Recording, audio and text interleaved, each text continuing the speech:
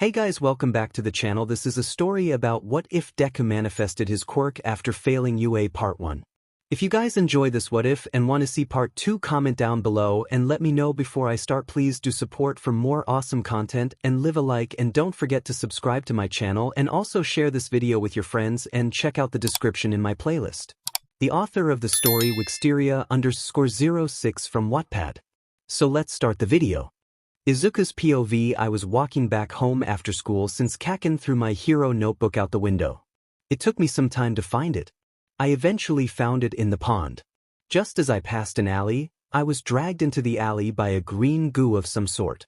"Don't worry. I'm just hijacking your body," the sludge said as I started to squirm. I felt tears fall down my cheeks as the sludge villain started to block my mouth. "Calm down. It'll only hurt for about 45 seconds, then it will be all over," the villain said, an evil look in his eyes. I started to black out at the lack of air. As my vision faded, I heard a familiar voice and a familiar line. "Do not worry, for I am here."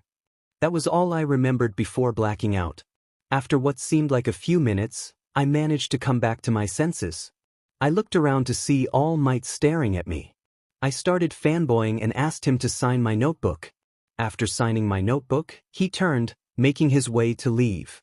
"Wait," I said as All Might got ready to leave. He looked back at me.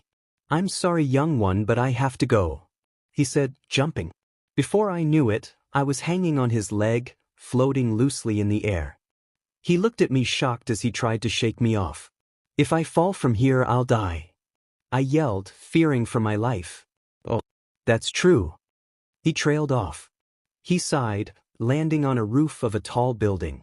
I got off of him and asked him to hear me out for a few moments.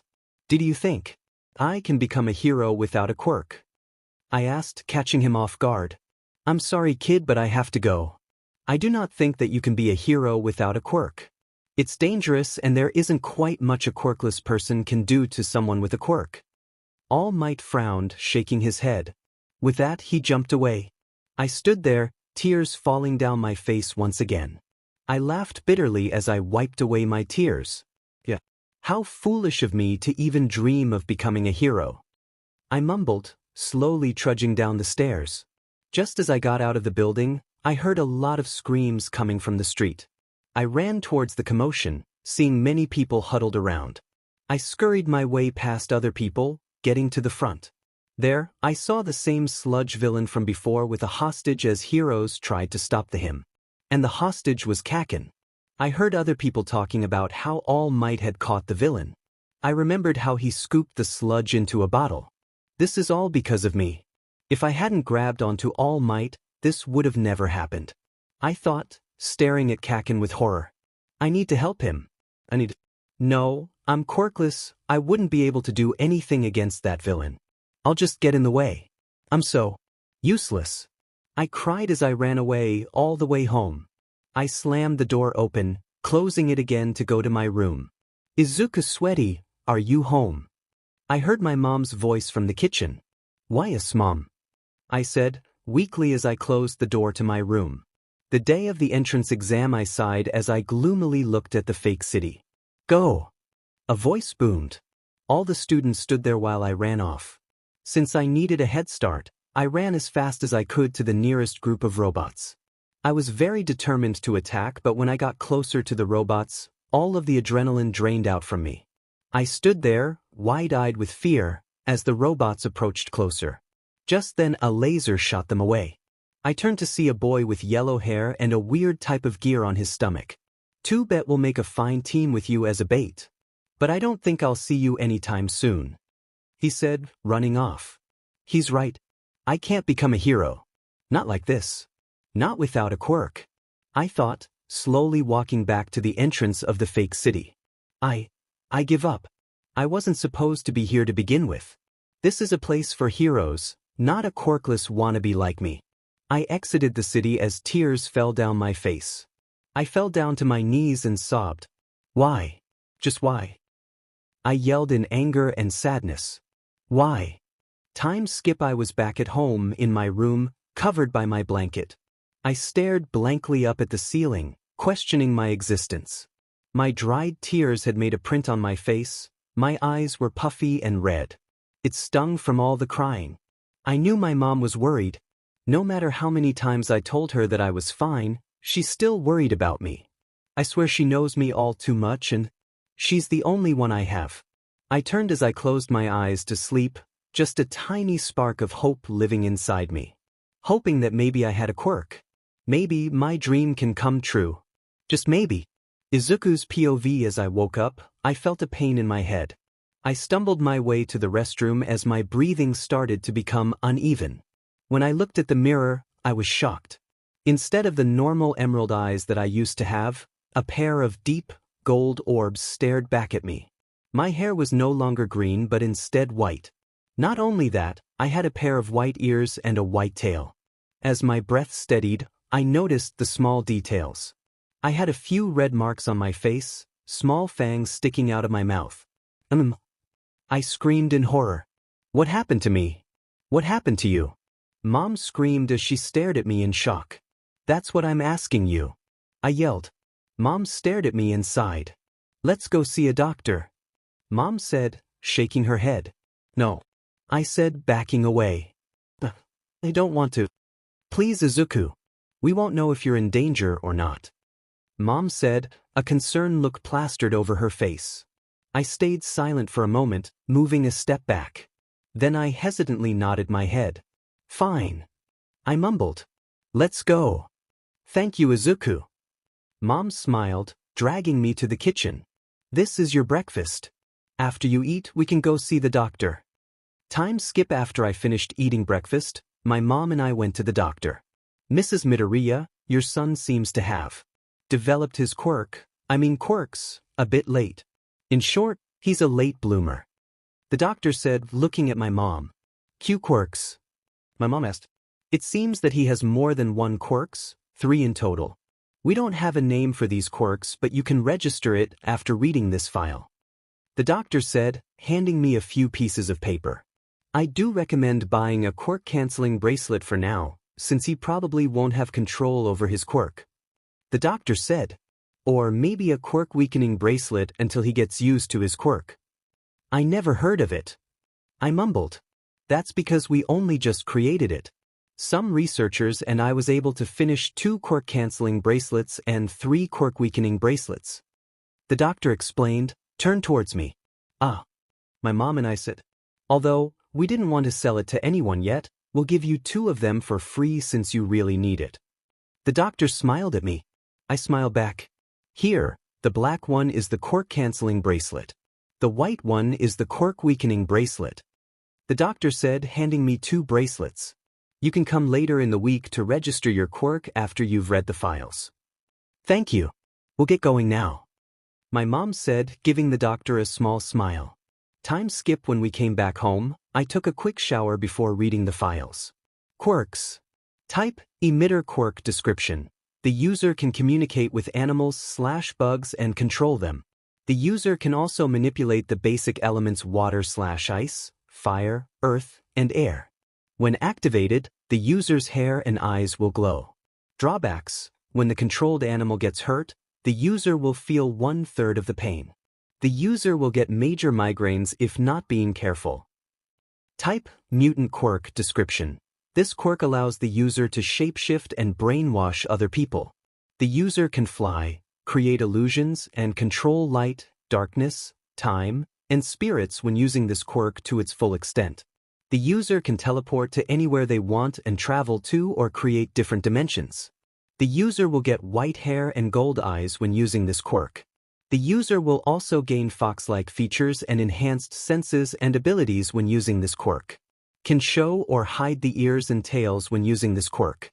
Drawbacks. When brainwashing someone, the user has to be in a 30 kilometers radius from them or the effect will fade away. The user can only brainwash 15 people at a time. When overused, the user will faint and turn into a full kitsune/fox. Type, emitter quirk description. This quirk allows the user to create crystals and weapons out of them. The user can harden her body parts with crystals.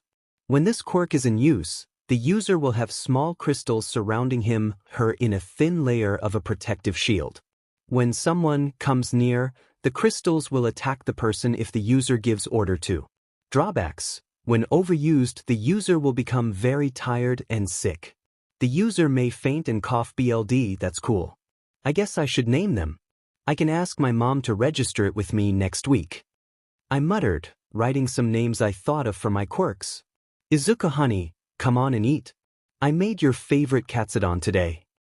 I heard mom say from my bedroom door.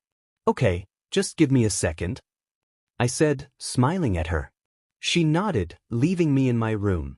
I'm going to name the quirks Nature's Force, 𝐀𝐮𝐭𝐡𝐨𝐫, and quirkless, I said, writing it down in my quirk journal.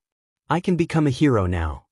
Izuku's POV. As I stared at the ceiling, laying on my bed, I thought of a great idea. I don't need approval from All Might to become a hero. Actually, I'm not even going to be a hero, I said, sitting up from my bed. I'm going to be a vigilante, that's what. As a vigilante, I can help people without a hero license.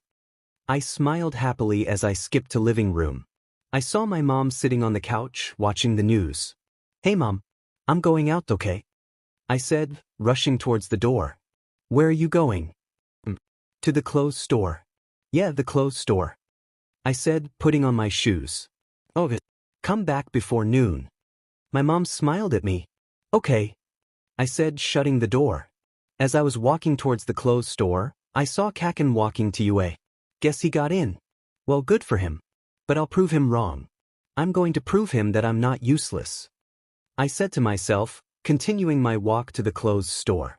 Once I reached the quirk clothes store, I looked around, looking for clothes that will have a resistance to my quirks.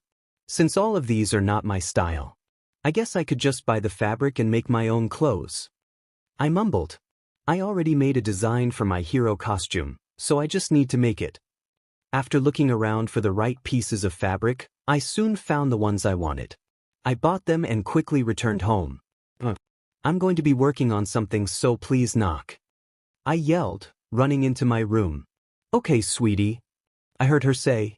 I hummed and turned on music as I started working on my hero costume. I guess you can call it a vigilante costume. By dinner time, I finished half of the costume. I made sure to hide it before my mom could see it. Izuku sweetie, what were you doing? Mom asked. Well, I was just looking at clothes, thinking about what it would feel like to be a hero, I lied, smiling as I ate my dinner. I see. My mom smiled as she listened to me. Mom, can I not go to school? I asked, reluctantly. What? Is there something wrong? Just worried. No, nothing's wrong, it's just that since I already finished most of the math stuff and I know everything I'm supposed to, I just thought I could stay home and train. I laughed, awkwardly. I guess you could. You indeed know everything you need to, and if you need to learn anything else, I could buy books for you. My mom mumbled. She sighed then smiled. Fine. Only until you master your quirks. If everything goes well, I won't send you to school until college. Thank you, Mom, I said as I rushed to my room. Once I was in my room, I resumed my work of my costume. I finished after a few more hours. It was 11 p.m. by now, which meant I had to sleep. I sighed, lazily dragging myself into the shower. I took a quick shower and changed into comfortable clothing. After that, I plopped onto the bed and covered myself in the sheets. Slowly and surely, I felt myself drift off to sleep. The next day after I woke up, I changed into comfortable gym clothes. Then my mom called me for breakfast. Thanks, Mom. I love bacon and eggs, I said, stuffing my face. She smiled back and we continued to eat in peace. Mom, I'm going to go jogging for a while. I'll be back by 6 p.m. I said, running outside. Okay, sweetie, just don't overwork yourself, my mom shouted. I waved as I ran towards the park. Okay, I just need to find a place to practice, secretly, I mumbled as I wandered around the park. After a few moments of searching, I found the perfect place. I should start with quirkless first. Don't want to hurt anybody with crystals by accident, I mumbled as I tried to activate my quirk. Nothing happened. You know what? I'll start by trying to activate my quirks first, I sighed as I sat down. It took around 30 minutes to actually see results of my training. After many minutes of focusing and trying to activate my quirks, I finally managed to activate one. I felt a hard pressure and a twitch on my head. I also felt something grow from my tailbone. As I reached up to touch my hair, I felt a furry thing brush my hand. I grabbed it and noticed it was an ear. I pulled out a mirror that I brought with me just in case and saw that my hair was white and there were red marks across my face. I also had a tail and a pair of ears twitching on my head. So I guess I activated 𝐀𝐮𝐭𝐡𝐨𝐫. I said, observing myself closer. I then noticed the deep golden eyes I had. I'll need to train activating and deactivating this quirk. I sighed as I closed my eyes, focused on stopping my quirk. It worked after a few failed tries. When I reactivated it, this time I was able to do it in one try. I continued to do this until I was sure that I had full control over activating and deactivating 𝐀𝐮𝐭𝐡𝐨𝐫. I closed my eyes to rest for a bit. I opened my eyes, only to gasp at the sight of the sunset. Oh gosh! My mom's going to be upset if I get home late. I whispered to myself, running back home. I guess the only thing I was able to do today was activating 𝐀𝐮𝐭𝐡𝐨𝐫. I gasped heavily as I stopped running and started walking the rest of the way back home. After a week, I'll make my first appearance. I said, smiling as I clenched my fists. I'll practice every day for my first debut. Izuku's POV ring. Ring. Ring. I sat up, turning off the alarm. It was currently 5:30 a.m., 30 minutes before my daily morning run. I grunted as I got up, slowly getting ready for my run. I usually run to the park and the beach and back home. And that's exactly what I'm going to do today. I silently closed the door as I stared up at the sky. Cloudless, still a bit dark, but still appealing as always. Tomorrow's the day I'm finally going to start my vigilante career. I said, starting my jog. I just need to make sure my quirks are stable enough to be used. As I jogged along my usual path, I observed everything. The flower shop owner waved at me. Your morning jog, she said, laughing. Yep. Your flowers are pretty as always, Mrs. Aikido. I waved back, smiling at her. She nodded as I passed by. Soon I saw Mr. Hikura walking his dog. Hello, Mr. Hikura. Hello, Mimi. I said, stopping to pet Mimi. Mimi started jumping up and down in front of me. I chuckled as I hugged her. You're one healthy young man. On your walk as usual. Mr. Hikura joked. Yep. Well, I got to go. See you next time, Mr. Hikura. I said, waving as I jogged away from them. Time skip. I hummed along to a song, drying my hair. I took a shower after lunch. Now, it was time for me to study about quirks and train my quirks to make sure that I have control over them. I managed to MSTR power of 𝐀𝐮𝐭𝐡𝐨𝐫 and quirkless. I just needed to MSTR nature's force. I sat on my bed and closed my eyes, focusing on nature's force. I was able to activate and deactivate it. I was just not able to control it. After a few more hours of training and studying, it was time for dinner. Thank you, Mom. It tasted great. I said, munching on the dinner my mom made. I made it for you since you're training so hard. She smiled, watching me eat. I'm glad you like it. I love it. I said, finishing my dinner. I'll get back to training. Make sure to sleep before 11 p.m. She said while I went to my room. Got it? I said, closing my room door. Time skip. I sighed as I plopped onto the bed. I managed to control most of nature's force, just that it is unstable. I guess I'll just use the other 3 until I get nature's force completely under control. I mumbled. I'll also have to tell Mom about my plans soon. I sighed as I crawled onto the bed, closing my eyes in exhaustion. I wish I could have just have manifested my quirks at the age of 4 like everyone else. I mumbled, opening my eyes once again. But anyways, since I have my quirks now, I'm going to be a hero for everyone, quirkless or powerful, weak or strong. I smiled to myself as I thought about helping people in need. After a few more moments of twisting and turning on the bed, restlessly, I finally fell asleep. The next day I woke up, yawning as I sat up. I jumped out of bed and put on my vigilante outfit. It was a simple green hoodie and a pair of black briefs. I also put on a black mask with the word, Hex, sewn onto it with white thread. Although the hoodie, breathes, and mask seem normal, I made it with a special thread. It was made so that it wouldn't rip or tear apart when I use my quirks.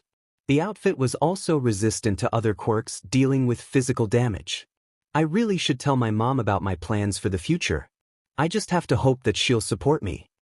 I sighed as I trudged to the living room. Hello, sweetie. Where are you going? Mom asked. I smiled. Well, I have something I want to tell you. I scratched my neck. What is it? Mom asked. You see, I decided to become a vigilante. I said. You what? She screamed. She came up to me and started to shake me. Are you out of your mind? That's illegal and dangerous.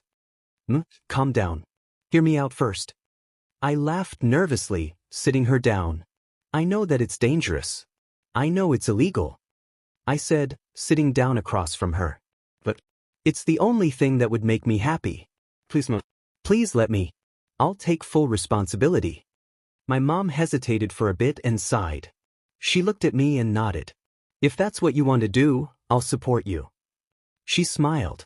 I've always felt bad when I saw how bad you wanted to become a hero. So, I'll support you. Really? Thank you so much. I said, hugging my mom. It's the least I can do for you. She hugged back. Now, go and make me proud. Okay, I'll be back by 11 p.m. I said, running outside. I'll make you proud. Izuku's POV. I jumped from building to building while I scanned the city. Everything seemed normal until I saw a girl getting cornered by two men in an alleyway. I observed them for a while and jumped down to the ground. Hello, may I ask what's going on here? I asked. I could feel my eyes glow a steady green. Get out of the way, brat. We have something to settle with that girl. A man growled. How annoying. I narrowed my eyes at the two men. I'll give you two choices, run or we can just do this the hard way. Like you can do anything. Kid, it's 2 against 1. Just leave. The other man spoke. Fine, let's do it the hard way. Seems like I can't get anything through that thick skull of yours. I sighed, giving them an bored look. I activated all 3 of my quirks, just for fun, I guess. I really didn't have a reason to do it, but I got bored. I created crystals at their feet so that they wouldn't be able to move. I made sure that they wouldn't be able to use their quirk before stepping up to them. I stared straight into their eyes, using 𝐀𝐮 to brainwash them. I closed my eyes and I could feel the glow fading to a small dim light. The 2 men fell limp and I made the crystals disappear. I sighed, turning to leave. Wait. Thank you for saving me. Can I have your name? I heard the girl's voice from behind me. I turned back to look at her. You can call me 𝐻𝐿. I smiled. Welp, hope you have a good day. I jumped away and climbed onto the near building, observing the city for a new target. Time skip. I yawned as I sat on the highest building. It was nearly 10:30 p.m. and I have already stopped 5 criminals. How tiring and sad to know that there are such people in the world. I stretched out my arm and stared at a mark that appeared on it. It suddenly appeared during the day, and whenever I used any of my quirks, it would start glowing brightly. Whenever I touched it, it would sting and disappear for about 5 minutes. I sighed and summoned 2 small 𝐀𝐮𝐬𝐶. They also appeared during the day, while I was eating my lunch to be exact. They claimed themselves to be my guardian spirits. Although they could transform into a half-human, half-𝐾𝐿 or anything else, or even make themselves larger, they said they preferred being small. Akari and Ikari, what should I do now? I asked them, smiling a bit as I petted them. Akari was a blue fox spirit and he had golden marks. He was the 𝐾𝐮 of light, or you can just call him a Tengaku, I guess. Ikari is Akari's younger sister and she is a 𝐾𝐿 of darkness, or a 𝐾𝐮. I guess you could practice your 𝐾𝐿 powers. Akari said, lightly biting my finger. I mean, you can be so much more powerful with that. You do know that you have 11 other 𝐾𝐿 guardians, right? I do. I asked. Akari face-bombed and Ikari turned to me with a shocked expression. Oh, gosh. You didn't know that? Ikari screeched. I winced and nodded. She sighed. Well, there are 13 types of 𝐾𝐿s: Kaze wind, Chikyu earth, Kasai fire, Kawa river, Tengaka heaven/light, Sonda thunder, Yama Mountain, 𝐀𝐮𝐭𝐡𝐨𝐫, 𝐀𝐮 Spirit, 𝐀𝐮 Time, Mori Forest, Umi Ocean, and 𝐻𝐮𝐭𝐡𝐨𝐫 Music. We are just two types of the power you possess. With more control and practice with your powers, you will be able to control every 13 powers, and in addition to that, there are other stuff 𝐾𝐮𝐭𝐡𝐨𝐫s can do, so I guess you'll have those powers too. Akari said while Ikari jumped onto my head. Oh, okay, I got it. I laughed. So I have 11 more guardians. Yeah, we were the only ones that came to you today because the others aren't awakened yet. They probably won't show their physical form even when they are awakened though, Ikari said, yawning. You have to be more connected with your inner 𝐾𝐮 or spirit, whatever, to awaken all of them. I got it. Thanks, I said, placing Akari on my shoulder. Well, let's get going. Mom's going to get mad and worried if I get back late. The next day I woke up to see Akari and Ikari sleeping on my bed. I chuckled, going to the restroom to take a shower. I came out and changed into my Vigilante outfit. I woke up the two 𝐾𝐮 spirits and gave them their breakfast. I made our lunch and placed it into a bag so that I will be able to carry it around. I ran out the house, clutching my bag after saying bye to my mom. So, I thought you guys were going to help me train my powers, I said, jumping onto a building. Well, yes and no. We can tell you the training methods and stuff, but we can't actually do it with you. You're the owner of the quirk, so we can't use our powers unless you allow us to, Ikari said, turning smaller and crawling into my bag. We'll be able to use our powers only in a time of urgency or only when you allows us. The only thing we can do is shapeshift, Akari said, copying what Ikari did. We'll help you later. You guys are so lazy, I huffed, rolling my eyes. Don't eat my lunch, got that? We won't. I heard their muffled voices and couldn't help but laugh. You better not. I smiled as I stared down on the city. That's the only thing I have, you know. Izuku's POV. It's been a while since I started my new occupation as a vigilante, just around 4 days I think. I've already started to gain popularity and many people call me the unknown vigilante, half Nix. What's with the long face? Akari asked, jumping onto my head. Weren't you happy to be helping people? I guess. I mean, I don't really have anything to do other than that. And it's so boring, waiting for a problem to pop up. I groaned. When will the other guardians show up? I don't know. They only show themselves when they have enough energy, Ikari said, poking her head out from my backpack. I'm pretty sure they'll come around soon. Hey, who said you could eat my sandwich? I glared at her. She stuck her tongue out and went back into my backpack. I sighed, shaking my head. I think they're waking up, Akari shouted. I can feel it. Really?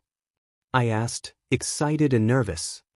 Oh, wait, never mind, that was just my stomach, Akari laughed. I huffed and went back to staring down at the city. Ikari was laughing on the floor while Akari was trying to stop her from eating his food. I rolled my eyes and let out a small chuckle. Oh, Akari shouted. I can feel it. Stop joking, I said. No, for real. I can feel it, Akari said, smacking my leg. Take me seriously for once. I can feel it too, Ikari said, letting go of the sandwich she was eating. They're coming. I shook my head, thinking that they were planning a prank against me. But the moment I turned my head back to see the city, a blindingly bright light shone from behind me. I turned around to see 11 more of the tiny 𝐾𝐮𝐻𝐿. Each one had a unique marking. After a while, we all got settled, but I just couldn't hide my shocked expression. My eyes were wide and my jaw probably hit the floor. I could tell that my facial expression was funny, seeing that Akari and Ikari was having a hard time stifling their laughter. Time skip, it took me a while to learn their names. I doubt that I'll actually remember them. I realized that most of the 𝐾𝐮𝐻𝐿s have blue eyes. If it doesn't say the eye color, it has blue eyes. The name left to the power of the 𝐾𝐮𝐻𝐿 is the type of the 𝐾𝐮𝐻𝐿, not the actual name. The name is stated in the description next to the power. 𝐀𝐮𝐭𝐡𝐨𝐫, a prideful and 𝐶𝐿 male 𝐾𝐮𝐻𝐿 who controls the wind. He has gray and black markings and gold eyes. 𝐀𝐮𝐭𝐡𝐨𝐫, a quiet and mysterious male 𝐾𝐮𝐻𝐿 who control Earth. He has green stripes and a dark blue circle on his forehead. 𝐀𝐮𝐭𝐡𝐨𝐫, a mischievous male kitsune who control fire. He has red and yellow marks like 𝐻𝐻𝐼, but 𝐻𝐻𝐼 has gold eyes while 𝐻𝐻𝐼 has blue. He is the brother of 𝗀𝐻𝐿. Kawa River 𝗀𝐻𝐿, a kind male kitsune who controls fresh water/rivers. He have dark blue stripes and markings. Sanda Thunder Ryu, a funny, childish male kitsune that controls electricity. He has yellow and black markings. Yama Mountain Q, a friendly and energetic female kitsune who controls mountains and high landscapes. She has brown and green markings along with dark brown eyes. She is the sister of Kyeko and Kid, cousin of 𝗀𝐻𝐿 and 𝐾𝐻𝐿. Seishin Spirit Masako, an elegant female kitsune who controls spiritual magic. She has gold and gray markings and her eyes are red. Her sister is Takako.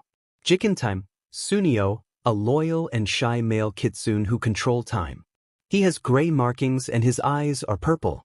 Mori Forest Kid, a quiet and wise male kitsune who controls forests. He has blue and green markings, along with light brown eyes. Umi Ocean Kyeko, a nice, friendly female kitsune who control large bodies of salt water like oceans. She has dark blue and black markings and dark brown eyes. Angaka Music Takako, a noble and wise female kitsune who control music and sounds. She has purple and gold markings. I ended up having to write the details down since I couldn't remember them all. So, a wimpy kid like you is supposed to be our tutor? You asked, a voice obviously sounding bored. I expected someone stronger. Hey, I'm strong enough, thank you very much. I glared at the small fox spirit. And besides, I can kill all of you guys in less than a second, show me some respect. What do you started? I interrupted him by creating a crystal spear and shooting it towards his neck. I stopped it not even a centimeter away from his throat and gave him a challenging smirk. You little. I think you're the little one here. I smirked even more. Never mind that, I'm joking. I'll never even think of harming you guys. You got me for a second there. I thought we were going to die. Keiko, I think, said. She let out an exasperated sigh and everyone started to laugh. Hey, do you mind if I transform into a human? This kitsune body is wearing me out. I don't mind, but I thought you guys liked being in the small, fox form. I asked. Well, 𝐻𝐻𝐼 and 𝐻𝐻𝐼 may since they're lazy as heck. It does save energy and all, but if we stay like that, our magic may die out. Takako explained. 𝐻𝐻𝐼 and 𝐻𝐻𝐼 are one of the higher kitsunes, so the lower rank, which is us, we have to obey them. Higher ranks never run out of magic and their magic actually grows every day, so they don't even have to transform every now and then. Ah, that explains it. I nodded. You guys can transform, just make sure you don't get in the way when we're working. You can transform all you want when we're home. Take us home. Q said. We can stay home and help you train, and when we're not tired, we can help you out with whatever you're doing. Okay, but I can't trust you guys. I said, giving them a suspicious look. I'm getting trust issues. I'll make sure they don't do anything. 𝗀𝐻𝐿 said. Don't worry. Okay, 𝐻𝐻𝐼. Take them home please and explain to Mom the best you can. I said. 𝐻𝐻𝐼, you're coming with me. I see a problem down there by UA. Follow me you guys. 𝐻𝐻𝐼 said. She looked back at me. When will you be back? Probably before midnight. Izuku's POV, I saw a weird man standing right outside of UA. He didn't seem like a student or a staff there. I observed him a while more and then made my move. When he was about to move, I created a crystal barrier around him to stop him from moving. Who are you? He shouted, looking at me. I didn't answer. Answer me. The real question is, who are you? I asked, giving the man a questioning look. I'm sure that you're not a student or a teacher. You're not a student or teacher either. We're on the same boat here. The man smirked. He touched the crystal barrier and it disintegrated. Same boat you say? We both have different intentions and I can clearly see that. I rolled my eyes. So, why are you here? Why would I tell you? The man retorted. He glared at me with his crimson eyes. Who knows who you may be? You make everything so difficult. I groaned. Just tell me and maybe I'll spare you. Spare me? You look pretty weak. Fight me. The man laughed. I'll make sure your death isn't boring. Fine. You asked for it. I mumbled. Don't blame me for being heartless. I got into a fighting position and the man ran at me. I dodged when he tried to touch me. I made crystals and shot it towards the man. The crystals exploded when they went in contact with him. He glared at me and ran at me once again. This time, he managed to touch me. Although it was just a little part of my upper arm that got disintegrated, it hurt a lot. I created fire and surrounded him with it. Yeah. More than just one quirk. He whispered. Impossible. Only he has that power. He ran through the fire and away from me. I ran after him, but when I turned the corner, he was no longer there. Instead, I could only see a blackish-purple smoke disappearing. CRP. I slammed my fist onto the wall next to me. I lot him. That's what you get for not taking him seriously. Akari said, poking his nose out from my backpack. You've gotten too cocky, mister. I admit that I've gotten cocky lately. But I didn't want to hurt him. I replied, pushing Akari's nose back into the backpack. I don't know, something about him. It makes me have sympathy over him. Well, think about your goal. If you lose a villain like that, I'll be so disappointed. Not only me, but everyone. Akari yawned. He jumped onto my shoulder. I could scold you all I want right now, but let's get your arm healed. I'm sure 𝐀𝐮𝐭𝐡𝐨𝐫 can heal you. Wait, how? I asked. I jumped to the nearest tree. Oh, gosh. You're an idiot. Akari said, dramatically. You don't have to say that again. I said. Well, anyways. All types of 𝐀𝐮𝐭𝐡𝐨𝐫s have additional powers and weaknesses according to their power type. Water-related 𝐀𝐮𝐭𝐡𝐶𝐿s have to be near their natural power source in order to achieve maximum power. Fire 𝐀𝐮𝐿s have to be near fire and blah blah blah. You get the idea, right? I nodded. Well, the additional powers would be the water types, for one, have healing powers.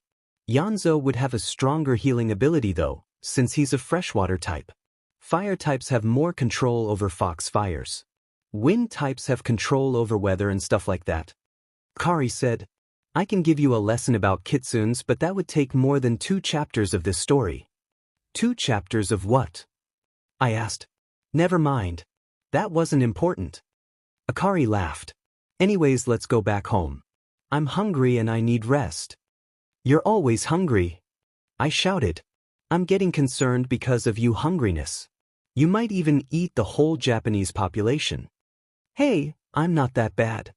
Akari said, lightly smacking my head. Now let's go.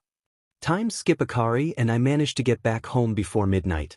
I ran into much more problems than I thought there would be. First of all, we almost got caught by an UA teacher. Secondly, there were pro heroes guarding many of my routes today, due to my soaring popularity. Third, there were much more villains and commotions happening today. Last of all, Akari stopped me several times to force me to buy him food. Dude, this is so good. Akari shouted sitting on my head as I sat behind a tree in a nearby forest. You want some? No, I'm broke. That's the last thing I'm buying you until I save more money. I glared playfully at Akari. Now be quiet. We almost got caught because of you. Fine. Jeez. Akari huffed. He rolled his eyes as he got off my head. I'll show you a quick little trick. For entertainment's sakes. That right moment, Akari was surrounded by a bright light and then he got covered by fogs. Then everything disappeared, revealing a tall, handsome male standing there. He smiled and walked towards me. I'm only tall enough to reach his shoulders. How sad.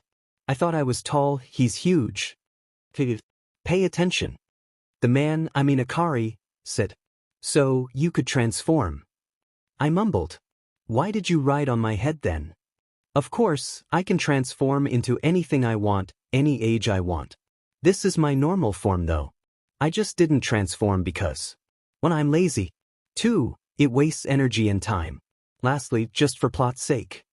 He smirked. Plot sake? I questioned. Oh, nothing. He laughed. Let's go, kid. Your mom would get worried. Of course. Let's go. Izuku's POV. I finally arrived back home.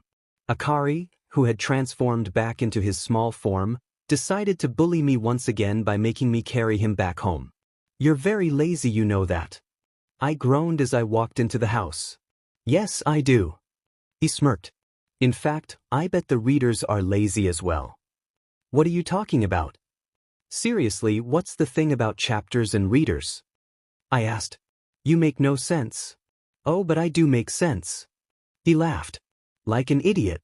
Anyways, where are the others? How am I supposed to know? I glared at the small fox. I'm going to take a shower. Don't bother me. I want a bath. A voice said. 𝐻𝗫𝐴 and I want a bath. Wait, Kahaku.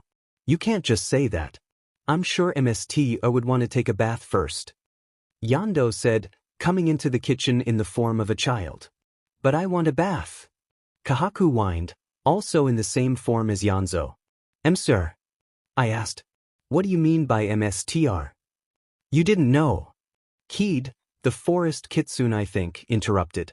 I mean, how am I supposed to know when the only two kitsunes that I know the most won't even explain to me what it is? I huffed, sending a glare towards Akari. Well, you see, there are many kitsune guardians. Of course, in other fictional worlds, since you're the only known person to have a kitsune. Quirk thingy in this world. 𝗀𝗃 explained.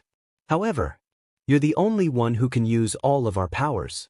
Not only in this universe, but all of the others I know of. Really? I asked. Yep. 𝗀𝗃 yelled, popping up right next to me.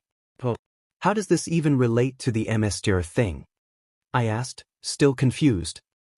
The last person who was able to do that was the first ever kitsune, which is the reason kitsunes exist today. Takako said, dragging 𝗀𝗃 off of me. The first kitsune gave orders to us that anyone related to kitsune magic, but is not a kitsune, shall be called 𝗬𝗫𝗃 unless the person is abusive or the person just wants us to talk freely. Oh. Well, if that's the case, I would like for you guys to speak freely. I don't really feel like I deserve your respect, but I would like to be friends with you all. I said, picking up 𝗻𝗫𝗃. I'll let you guys take a bath first since I haven't eaten dinner yet. Akari over there used all of my money. Really? Kahaku beamed, making me chuckle. Hey, I want to go first. 𝗻𝗫𝗃, come on. After seeing the rest of the kitsunes follow them, I sat down with Akari, who turned into a human now. Can you tell me their ages? I am very confused. I said, biting into the slice of pizza my mom left for me. Let's see. 𝗻𝗫𝗃 and Kahaku are the only two kitsunes out of all of us that are younger than the age of Kahaku is 9 and 𝗻𝗫𝗃 is their powers haven't fully developed yet, so they may cause some trouble. Akari said. I'm 18 years old and Akari is the other kitsunes are all the same age as Akari. That's nice to know. I nodded. So, where's Akari? I'm sure I didn't see her go to the restroom with the others. Well, she doesn't like showering in groups. Kitsunes do that frequently in other fox form, but she sometimes likes to have her alone time. Akari sighed. I'm concerned for her. She's been that way since that incident. What incident? I asked. He stared at me for a bit. What? That's not for me to tell. I'm sure Akari will tell you once she opens up a bit more. Akari stood up. Besides, today is not the right time for me to say. See you tomorrow, midget. Hey! I faked a hurt expression. He laughed, walking towards me. I'm sorry, geez. He ruffled my hair. But you're really short. I'm tall for my age. You're the one that's too tall. I huffed in annoyance. Well, bye. He turned, leaving me here. Wake up early. Or else Ryu, Kahaku, and 𝗀𝗃 are going to pounce on you. The next day, indeed, I should have woke up early just as Akari warned me. 𝗀𝗃 jumped on my stomach, Ryu stepped all over my face, and Kahaku bite my foot. I think he did it out of spite. And to think that this happened at 3 in the morning. I want sleep. You need to train. You shouted at me as I slumped over the bench. I freaking care if it's 4 a.m. right now. Get your butt off of that stinking bench and work. Look, I understand why you want me to train, but... I gave him a small glare. You're being rude AF. What? How dare you, little... He ran at me and I merely waved my hand, eating the small fox into the air. That's my power. What the CRP? Oops. I ran as fast as I could to catch the falling fox, but guess what? I failed. You ended up landing on someone's head, who got mad at him.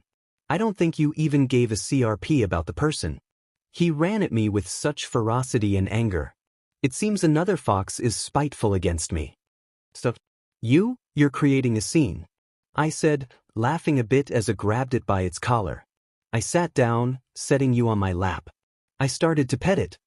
Your fur is very soft. Hey. You struggled to get out of my grip. I'm older than you. Show me respect. Well, I'm stronger than you. And besides, I think I'm quite bigger than you. Look at how tiny you are. I laughed, teasingly crouching down beside it. You know what? You shouted, jumping up and down like a child having a temper tantrum. When I restore all of my energy and mana, I'll teach you a lesson. Mana? A voice from behind us asked. What's mana? New type of food. Izuku's POV, young man. You shouldn't be using your quirk in public. It's illegal, don't you know that? A scrawny, blonde-haired man asked. I'm very sorry. I just forgot and my friend here just wanted to talk to me. I let out a small chuckle. I won't use it, I promise. Just be careful next time. The man sighed, walking away. Kids these days. I sat there with you jumping on top of my head. Did he really think I didn't hear that? I asked myself. Didn't hear what? You asked. Nothing. I guess it's time. I sighed bitterly. Let's go you. We're leaving. Are you going to buy me food? Are we going home? You asked. We're permanently leaving. I mumbled. Somewhere people won't find me. Somewhere I won't be a burden to other people. Then let's go. You have me, what's there to hesitate? You asked. Are you comforting me? I teased. And no, I'm not. Shut up, broccoli. He shouted. I laughed. Stop laughing. Okay, I'll stop. I wheezed. Please call the other foxes and tell them to come to the front of UA. Sure, but why? I'll tell you later. I sighed. Go now. There's no time to waste. See you later. You jumped away, soon fading into the background. I ran towards my house and opened the door quietly. I went to my room and gathered everything that I needed. Also some stuff for the foxes. I packed them all into my bag and started to go down the stairs. I was hoping to leave without my mom knowing, but it seems as she known my plan. Son, where are you going? She frowned. Are you leaving? Why? I smiled sadly. Mom, don't worry. I'll visit you every week. I read your notebook. Izuku, I'm sorry. Mom cried. Mom, don't cry. I promise. Whatever happens, I'll visit every few days. You better. Mom gave me a playful glare. I'll support you. Stay safe. I will. I'm just moving out because I'm scared that you'll get hurt if I stay with you. I already am getting a lot of suspicions from other people. I explained. You have to stay safe too. Don't worry about me, Izuku. Take care. She gave me a hug. I believe in you. I walked to the door and stood there for a while. I gave my mom one last hug and gave her a promising smile. Time skip. I was sitting under a large tree near the UA campus. I was explaining everything to the 𝐀𝐮𝐭𝐡𝐨𝐫 and told them where we were going to live. If we want to keep a low profile, only the ones that can transform fully into a human can leave the house however they want. I said, if you can't, then you'll have to get help from someone who can. Not fair. Ryu stomped. The only ones that can do that right now is Akari, Ikari, Tsuneo, Masako, and Takako. What about us? You'll have to wait until you guys are able to restore your energy and mana. I simply shrugged. You're mean. Ryu shouted. I demand you to buy me food. Ryu, you're so loud. I groaned. Ryu glared at me. Fine. Do whatever you want. Who wants yakitori? I asked. Me. Ryu instantly hugged me. Please. Fine. I laughed. Let's go. You guys hide in the bag. They all hopped in eagerly and I carried them to the new house we were going to stay at. I went to buy some food that the 𝐀𝐮𝐭𝐡𝐨𝐫 wanted to eat and went back. When I returned, they were waiting for me patiently. They remind me of puppies. I let them eat and went to sort out all the stuff I had. My room was in the attic 3rd floor, so it would be easier for me to just jump off the balcony if I had to. The attic was fairly large. I could fit in one custom-made bed, which I made from my quirkless quirk. Everything that I make usually fades away, but I managed to keep the bed. It drained a lot of my energy though. Thankfully 𝐀𝐮𝐭𝐡𝐨𝐫 made me a mattress so I didn't have to sleep on crystals. There was a restroom in the attic, a closet that the former owner left. How kind of her. There was also a desk that the former owner left. 𝐀𝐮𝐭𝐡𝐨𝐫 and 𝐀𝐮𝐭𝐡𝐨 are sharing a room with me since they said they liked the attic. The 𝐀𝐮𝐭𝐡𝐨𝐫's room were on the 1st and 2nd floor. Yu and Ko shared a room on the 2nd floor as well as Kahaku and Yonzo. Ryu, Q, and Tsuneo shared the largest room on the 2nd floor. There were a separate restroom for that room and the 2nd floor had another restroom in the hallway. On the 1st floor, Masako and Takako shared a room. The last room in fact. 𝐾𝐮𝐭𝐡𝐨𝐫 and 𝐀𝐮𝐭𝐡𝐨 wanted to share the room with them but, since the room was so small, they had to use the basement. The basement was pretty clean. We have no idea why the basement had separate rooms but they decided to have their own cozy little spaces so they each chose small rooms that were comfortable enough for them. Not too small but big enough to fit in around 6 people when there wasn't furniture. I asked them if they needed any furniture but they told me that they could make their own. I was skeptical at first but the next time I stepped into their rooms, they already had their beds and stuff ready. They said they made it out of their magic so most of them were elemental stuff like a flame bed or a water bed. Earth bed. Stuff like that. I like this house so much. 𝐾𝐮𝐴 said, rolling around on the living room floor. Why is there no TV or couch? Oh, I didn't have the money to get one. I laughed a bit nervously. I'll be working at a cafe tomorrow. It has a high pay so don't worry about furniture. 𝐀𝐮𝐴 will be staying here while 𝐀𝐮𝐴 takes care of outside affairs. If any of you needs help, you can call me on a phone. What's a phone? 𝐀𝐮𝐭 asked. It's something humans use to contact each other over long distances. I explained. I'll only give some of you guys a phone until I get enough money to buy more for you guys. Okay. They replied. I assigned the phones to certain foxes and gave them their dinner. So, while I work at the cafe, some of you guys will have to watch over the house, some of you guys will have to watch over the city. I said. Preferably, the ones that can transform should watch over the city and since there is 𝐀𝐮𝐴 guarding the house with you guys, only around 3 of you need to stay home. I'll stay home. Ryu said, nibbling on his chip. I'll look over the city. Q said. And so on, everyone got their role without any complaint. Wait, there is a way that everyone can transform even without all of the mana refilled. Masako said. You just need to sign the contract. What contract? I asked. Whenever one of us is in danger, they can use some of your energy to transform.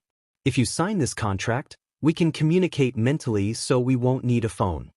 Takako explained the rest for her sister. This is pretty dangerous since the energy will be drained from you and transferred to whoever needs it. That energy will become theirs.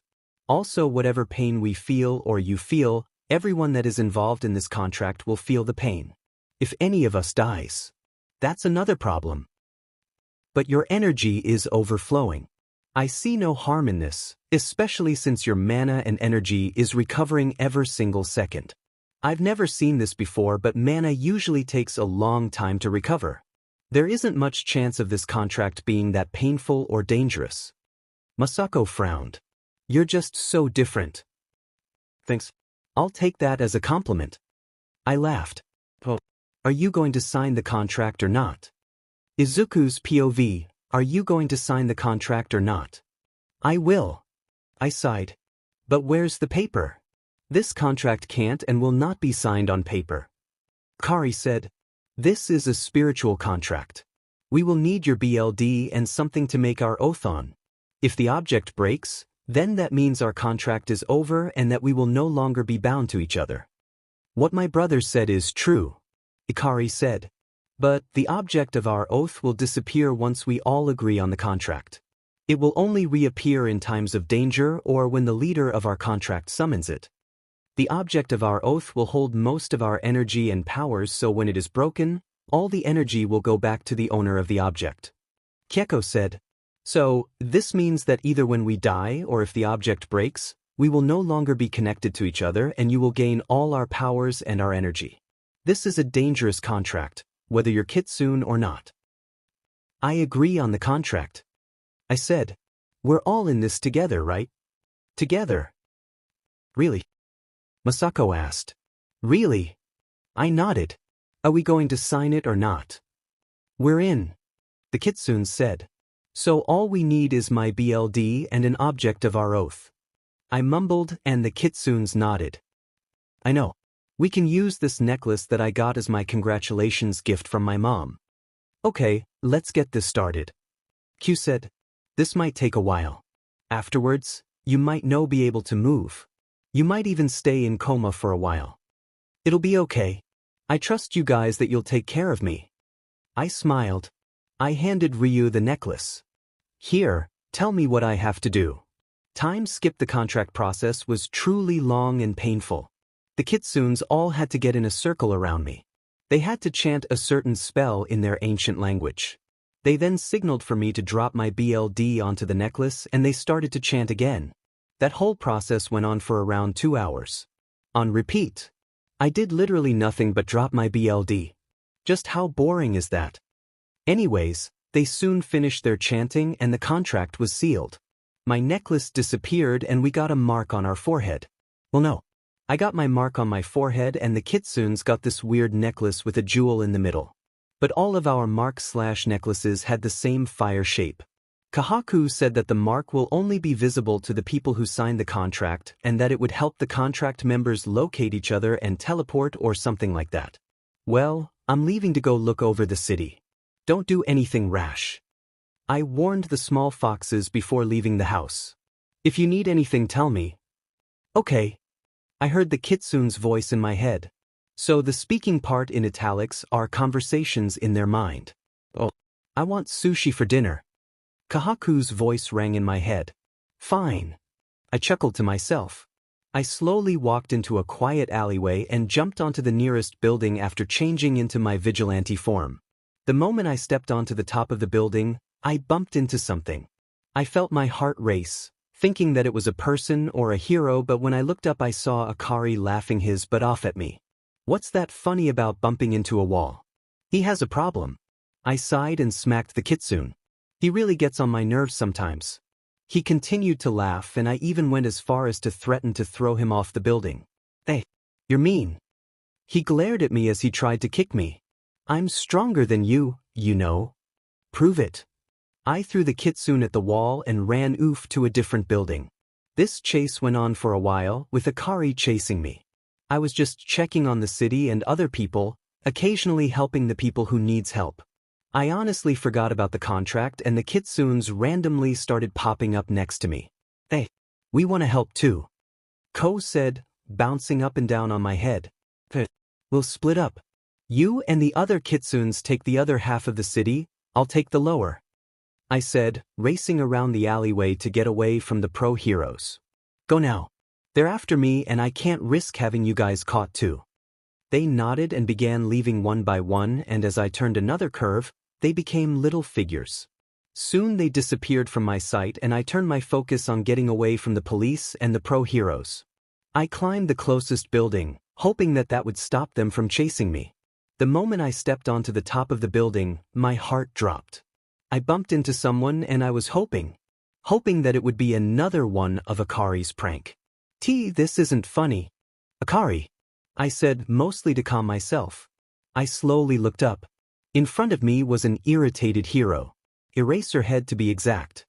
𝐶𝐵, I said, backing away a bit. I think I got the wrong building. My fault.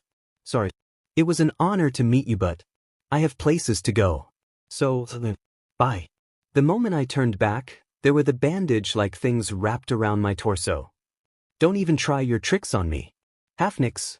Izuku's POV 𝐶𝐵. I mumbled, following Eraserhead. Be quiet, he said, dragging me to the office of UA. He literally did with his scarf. I promise not to run away. You can let me go. I sighed. I don't trust you. Eraserhead replied. I understand. I shrugged, letting out a bored yawn. Who would trust a vigilante? Your fans seem to. Eraserhead huffed, looking back to send me a irritated look. Don't test my patience, kid. What did I do? I scoffed. We're here, wait outside. He sent me a glare. That depends on my mood. I mumbled, sending his figure a glare too as he closed the door behind him. I waited for a few moments. I even considered running away if I'm being honest here. But I felt like I would be cheating myself, so I just decided to call the 𝐀𝐮𝐭𝐡𝐨𝐫s and tell them about my situation. Maybe they would bail me out of jail if I get arrested. Actually, considering them, I don't think they would. I sighed and the halls slowly filled with people. Students and staffs gave me weird looks, mostly admiration or shock. Soon, Eraserhead came back out again and pushed me into the office. Inside, I was met with a bunch of pro heroes and a mouse, dog, or bear thing. Even All Might was there. The one who thought I couldn't be a hero. Maybe he'll think different. Halfnix, you do know why you were captured, right? The mouse, dog, bear thing said to me. I nodded, not really paying attention. We expect you to give us your attention to us and show respect, young man. All Might said. I guess I'm at my rebellious phrase. I said, shrugging it off with a light chuckle. Everyone looked at me with a weird look. What? I don't understand how you are so calm when you're in a situation like this. Eraserhead said. I don't think I have anything to lose here. I sighed, averting my gaze. Well then, we'll give you an offer. The mouse, dog, bear thing said again. I'm the principal of UA. My name's Nizu and I'll give you a chance to become a student in UA. If you prove yourself, you'll be able to become a hero and we will support you in different ways. How am I supposed to know that you're not lying? I raised an eyebrow at his offer. I was very excited, to be honest. I don't even know you guys. We understand, but this is the only way you would be able to get yourself out of 10 years of prison. Midnight calmly stated. I would assume that you are smart enough to choose the better decision. 𝐶𝐻, of course I am. I laughed. I may have dropped out after middle school, but I know was right and wrong. So, I will accept your offer. Well thought. You'll be going to this school starting from next week. 𝐶𝐮𝐬𝐵 replied. We'll provide your uniform and hero costume if needed. And you will be living in the UA dorms from now on. UA had dorms. I looked up.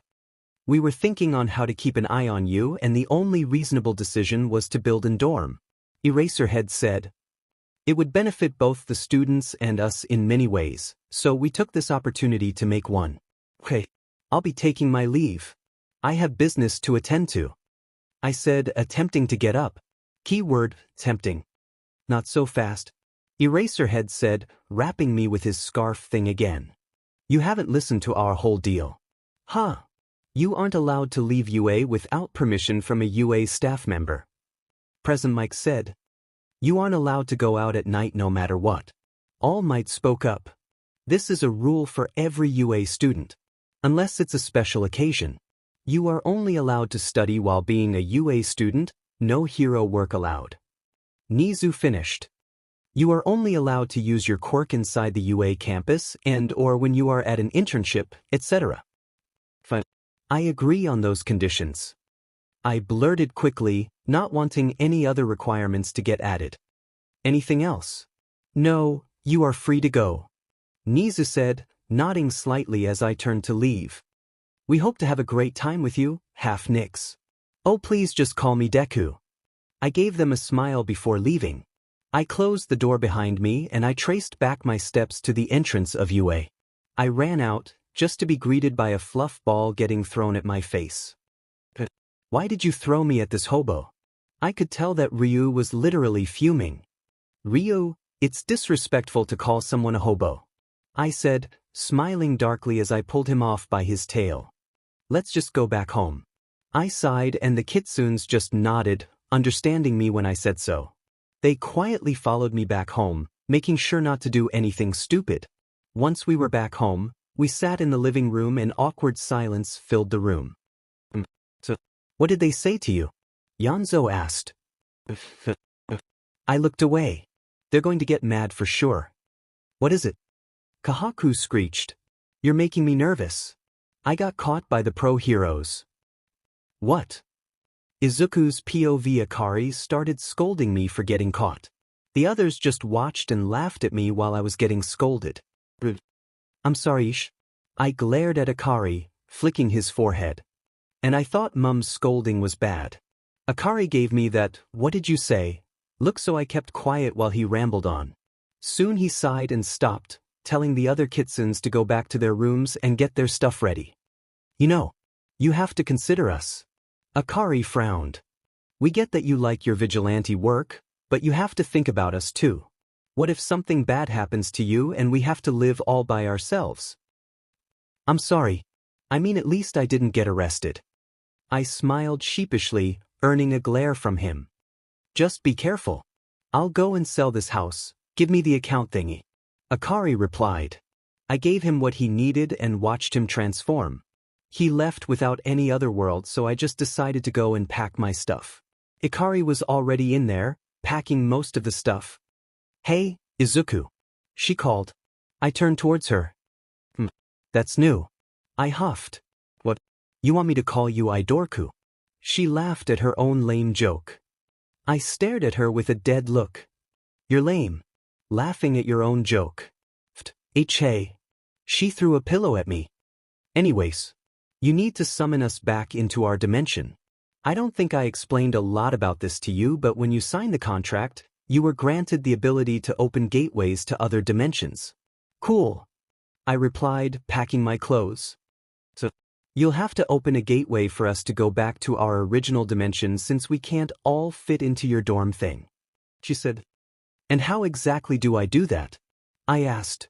You just need to summon your necklace that we made an oath over. Akari replied with a yawn. After you summon your necklace, you just need to imagine a gateway for it opening. How do I even summon the necklace? I asked, getting annoyed at her very simple explanation. Touch the center of your chest, use your quirk, and think of summoning your necklace like how you create stuff with your quirkless quirk. Akari demonstrated. And about your other quirks? They won't last for long. Huh? I glanced back at Akari. She simply shrugged. I glared at her and did as she told me to, and I managed to summon my necklace after a few failed attempts. After all the 𝐀𝐮𝐭𝐡𝐨𝐫s packed their stuff up, I called them to the living room and told them that they were going back to their dimension. They agreed and calmly went back. Akari came back after a few moments, telling me that the house was put on sale and whenever someone was to buy it, they will let me know. So did you pack your stuff? I asked him. He nodded. Because you're going back to your dimension. Oh. Akari went to get his stuff, returning with a gigantic bag. Just how much stuff do you have? I asked. Just a few. He gave me a weird stare. I'm sure the others had more. I just nodded and opened the gateway for him. He took his bag and stepped in. I closed the gateway, sighing as I took my stuff and walked back to UA. I saw Eraserhead at the front of the school, waiting for me. I waved at him, receiving a small huff from him. He led me to the dorms. So, from next week you are to participate as a student. He explained. This is the first year's dorms. We've read over you basic information files and you will be in my class, 1A. Call me Mr. 𝐒𝐮𝐴𝐵 from now on. I nodded, getting the dorm keys from him. Your room is on the 3rd floor and we have already contacted your mother. He said, getting ready to leave. Anything else? No. But how did you know my mom's contact? I asked. We have our ways. Mr. 𝐒𝐮𝐴𝐵 stared at me. Anyways, the students are probably waiting for you in the dorms. They were pretty excited to know that the famous Vigilante half-nicks would be joining them. Oh, nice to know. I was about to open the door when Mr. 𝐒𝐮𝐴𝐵 called out. Even that kid was happy to know that you were coming. He sighed. Be careful. He has a really bad temper.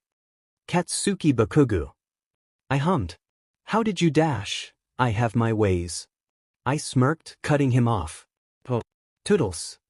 I opened the door and shut it behind me before Mr. Aizawa could say anything else. I didn't really think about the students since I didn't see any of them. I was about to go to my room but I heard a loud crash as I climbed the stairs. Oh. Half Nix is here. He looks fairly built. Totally different than what I was expecting. He looks so innocent. I honestly was expecting a badass-looking person. He looks cute though.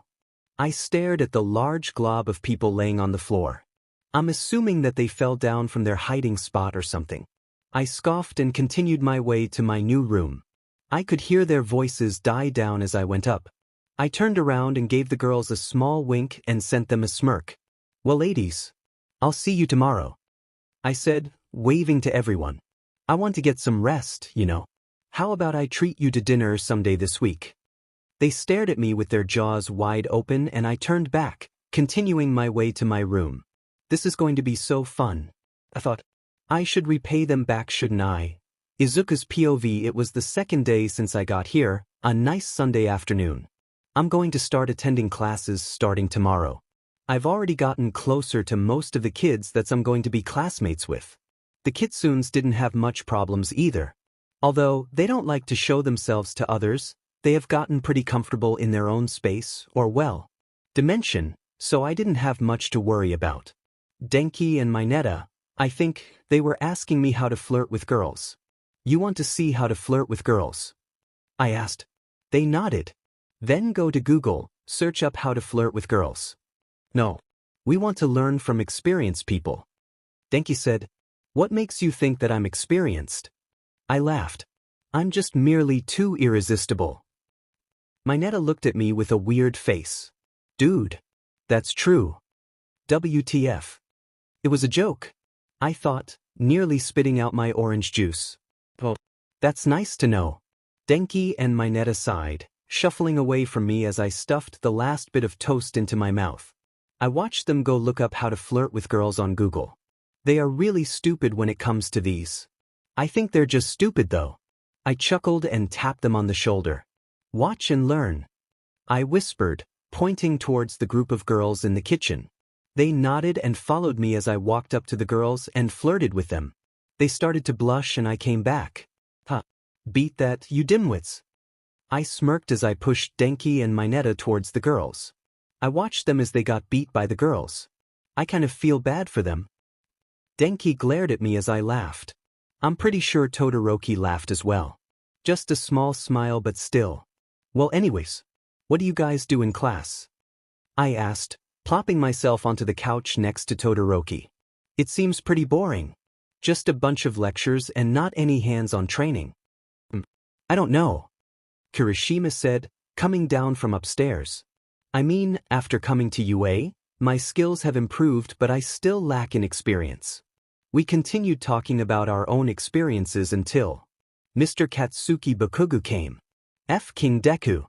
He yelled once he saw me. Rowdy as usual. Fight me one-on-one. Quirkless wannabe. Well, 𝐀𝐮𝐭𝐡𝐨𝐫, you haven't changed. I rolled my eyes. You should get rid of that pesky attitude of yours and then fight me. Your pride will get the best of you. 𝐀𝐮𝐭𝐡𝐨𝐫 yelled. I'm going to kill you. Fight me. I dare you. I retorted. Let's show the whole class how I beat your butt. Whoa. 𝐂𝐮𝐿 shouted.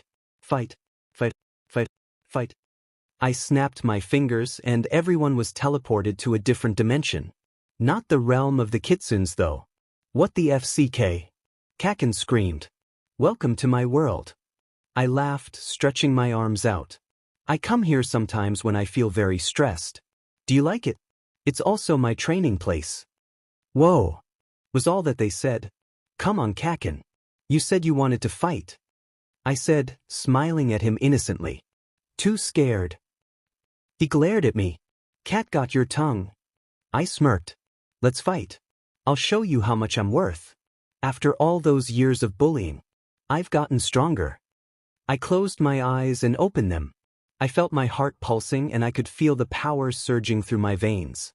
I flicked my arms to create seats for my classmates and faced 𝐀𝐮𝐿𝐼𝐻 again.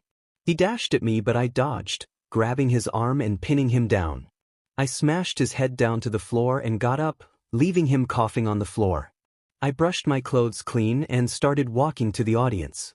But before I even reached it, I could feel 𝐀𝐮𝐭𝐡𝐨𝐫 behind me. I dodged, letting him fall forwards. I restrained him with some water and yawned. I turned my back towards the class and clutched my head. I could feel my head 𝐵 against my skull and my breath become uneven. Ever since I started using my quirks, my body started to get weaker. I should refrain from using them too much. It's a serious problem. It's getting worse.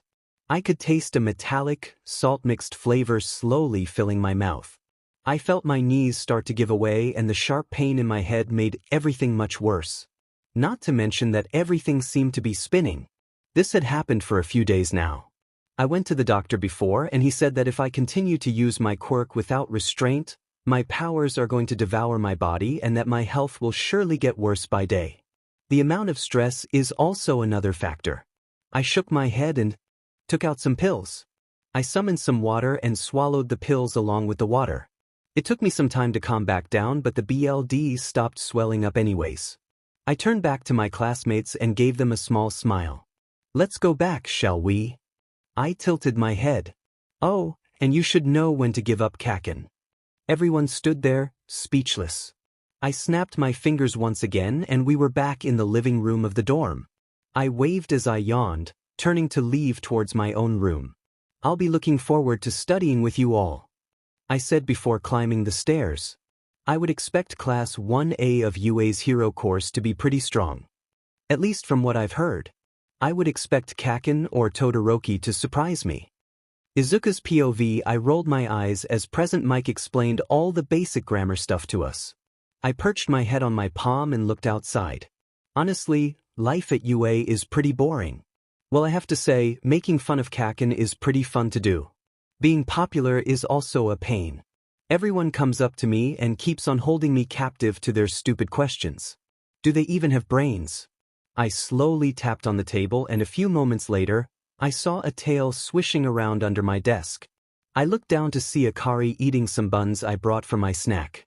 I glared at him, but he just stuck his tongue out. I stepped on his tail out of spite and he did the one thing I told him not to. He screamed, "Eek!" His voice rung throughout the classroom. Everyone turned towards me. What the FCK? 𝐀𝐮𝐭𝐡𝐨𝐫 yelled. Oi de! Stay quiet. Speak for yourself. I rolled my eyes again. I think at this point, my eyes would have already rolled to the back of my head. 𝐻𝐵𝐷𝐼𝐴. What was that? Present Mike asked, touching his glasses. Nothing. I sighed. It wasn't nothing. I heard it clearly. Present Mike huffed. He smiled again. And I liked it. Whoever shouted like that should get a prize. A prize for what exactly? Yaoyorozu asked. The best screaming awards.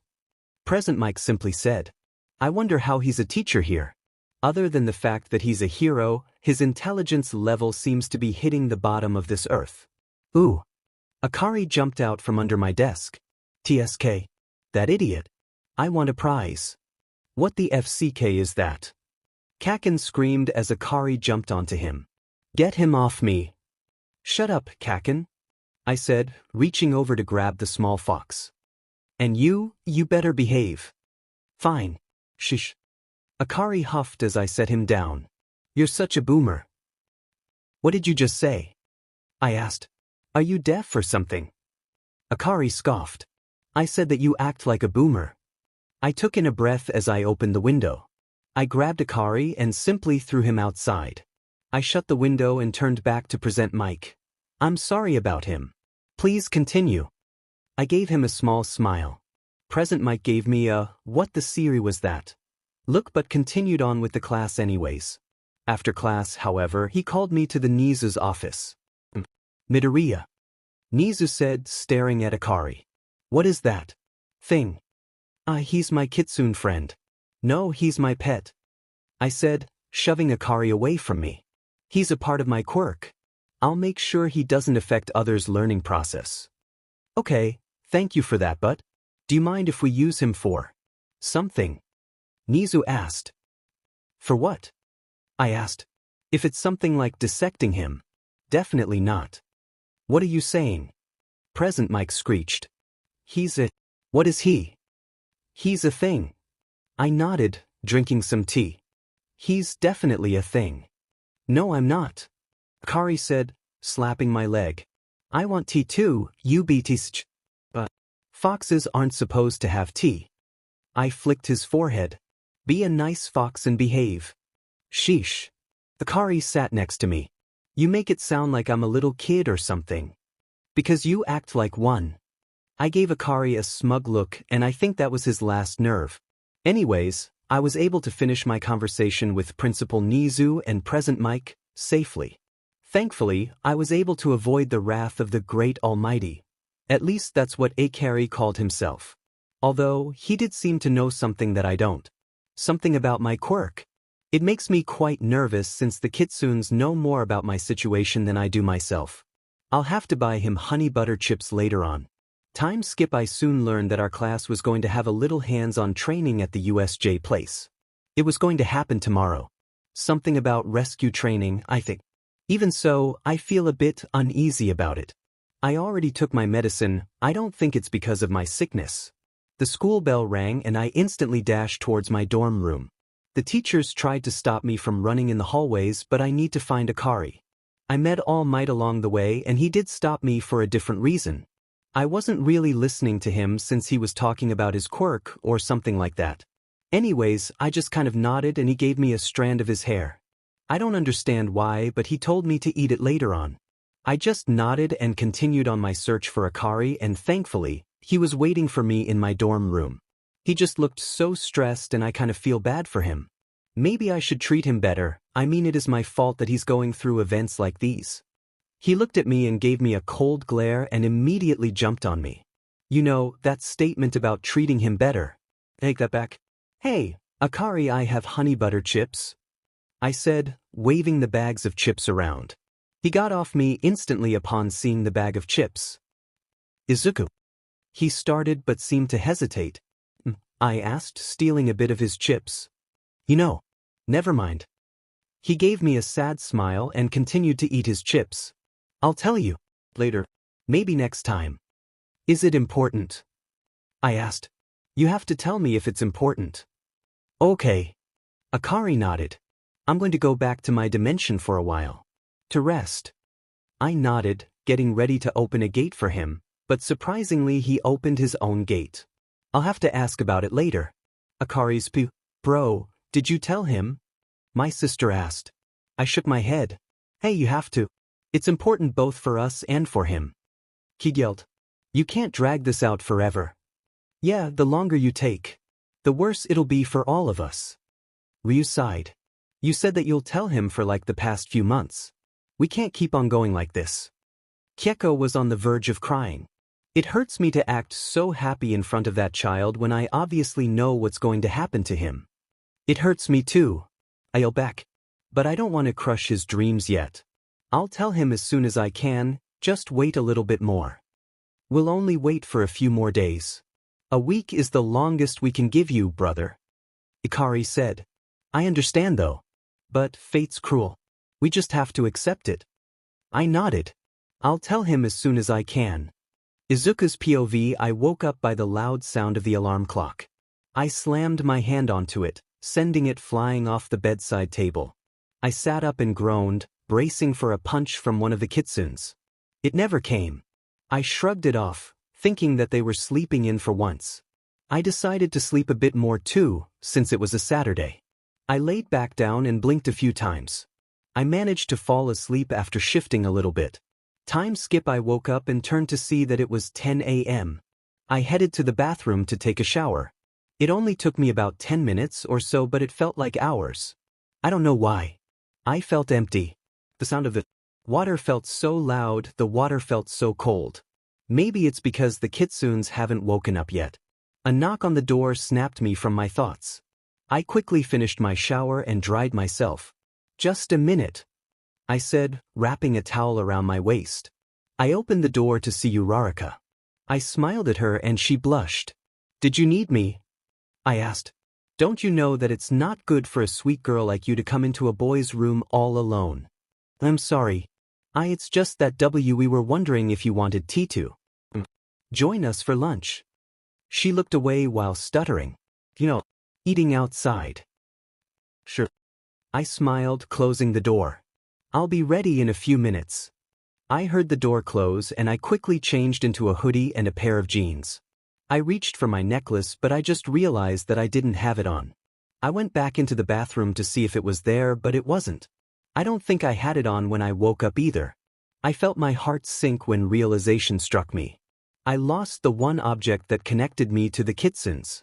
My friends. My family. I know I had it on yesterday and that I left it on the bedside table. But no matter how much I looked, I couldn't find it. I felt like crying, but I remembered that I agreed on eating with the others, so I decided to resume my search later.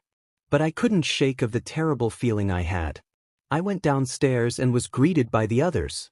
I gave them a half-hearted smile and we talked while going to eat. We arrived at a sushi place and we ended up splitting up since we couldn't all sit together at one table. What's wrong? Todoroki said. I looked at him and he looked at me. You look like you're worried. And you're pale too. Are you sick? No, I'm not sick. I chuckled. I just lost something important to me. I'm just upset. Well, I'll help you look for it. Just enjoy the moment right now. He said. He looked away and I could have sworn that he smiled at me. I guess I should. Thanks, Todoroki. I smiled back at him. And when I thought we were going to have a normal conversation. Shut up, useless Deku. 𝐀𝐮𝐭𝐡𝐨𝐫 yelled. Oh, thank you. I laughed sarcastically. I appreciate your compliment. Wait. What? He seemed more angered than before. I sighed. I honestly never wanted him to hate me. I wanted to be friends. I wanted to smile and laugh like we did back then. I wanted to talk like normal people. I gave him a smile and continued my conversation with Todoroki. We had a nice time, to be honest. We all went to the mall afterwards and had a little shopping session. Then, we returned back to the dorms. I forgot all about the necklace. The moment we got back though, the odd, eerie silence brought me back to reality. The reality where my closest friends were gone. I thanked Todoroki on his offer of help but told him to rest and that we could search for it some other day. I sadly turned on the lights and saw a small note on the bedside table. I locked the door and read it. I was shocked at what I read. No, shocked was an understatement. I was devastated. Dear Izuku, I'm sorry for our sudden disappearance, but this was something that had to be done. I'm aware that you may have many questions and you may be very confused on what's happening. Well, we want to thank you for accepting us, but we decided to undo our contract, as it will only make everything for both you and us worse. As for why we left, it was simply because we did not like you. Farewell. Sincerely, Akari. Every single word on the note repeated itself in my mind. Have I not been a good friend? Was I too demanding? Was I being rude? Why would they just leave like that? Questions and thoughts flooded my mind. The jumbled up feelings and my tangled thoughts caused my eyes to water. My cool crumbled away and I was left as a crying mess. I trusted them, I believed them. Every one of them. I loved them. They were like my family. But they just left. Why is the world so cruel? Akari's bro. I turned to look at Akari. She seemed hesitant with her words. You sure that was the right thing to do? I don't know. I replied, looking away to the black abyss. But it would have been the best for him. But I can feel his sorrow reaching out to me. Kyoko cried. How is that okay? You left that child heartbroken. Yeah, Akari. You should have put an actual decent explanation in that note. 𝐻𝐮𝐭𝐡𝐨𝐫 sighed, shaking his head. Look, I understand that you guys feel guilty. I do too. I'm pretty sure we all do. I took a deep breath before continuing. But it's the best to cut ties when necessary. I paused, trying to calm myself down. Providing him an explanation would have caused him to look for us. We can't risk him getting hurt. I said. He knows how to move from dimensions. He'll certainly look for us if we said that we left because we didn't want to cause him any harm. I could see some of the other 𝐀𝐮_𝐽𝐻 nodding their head in agreement. You get what I'm saying. If he finds us, we'll all be in danger. Not only the disease that we're causing him, but he will be after him. I winced. You know how harsh he is when it comes to newbies. He has even killed some himself. It was the best thing to do for all of us. I finished. It may be harsh, but we all should face reality. Izuku's POV. For the past few days, I was utterly in shock. No matter how much I tried to deny the fact, I knew that they had left me. They were with me 1 second and gone the next. Just like that.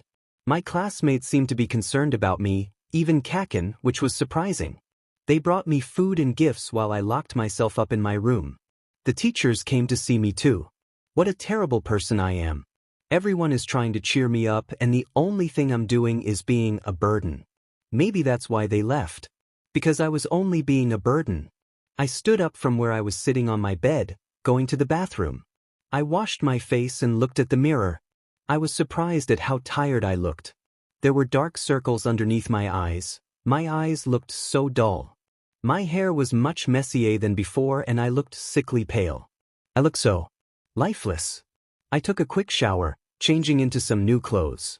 Then I packed my stuff. I was getting ready to leave when someone stopped me by grabbing my shoulder.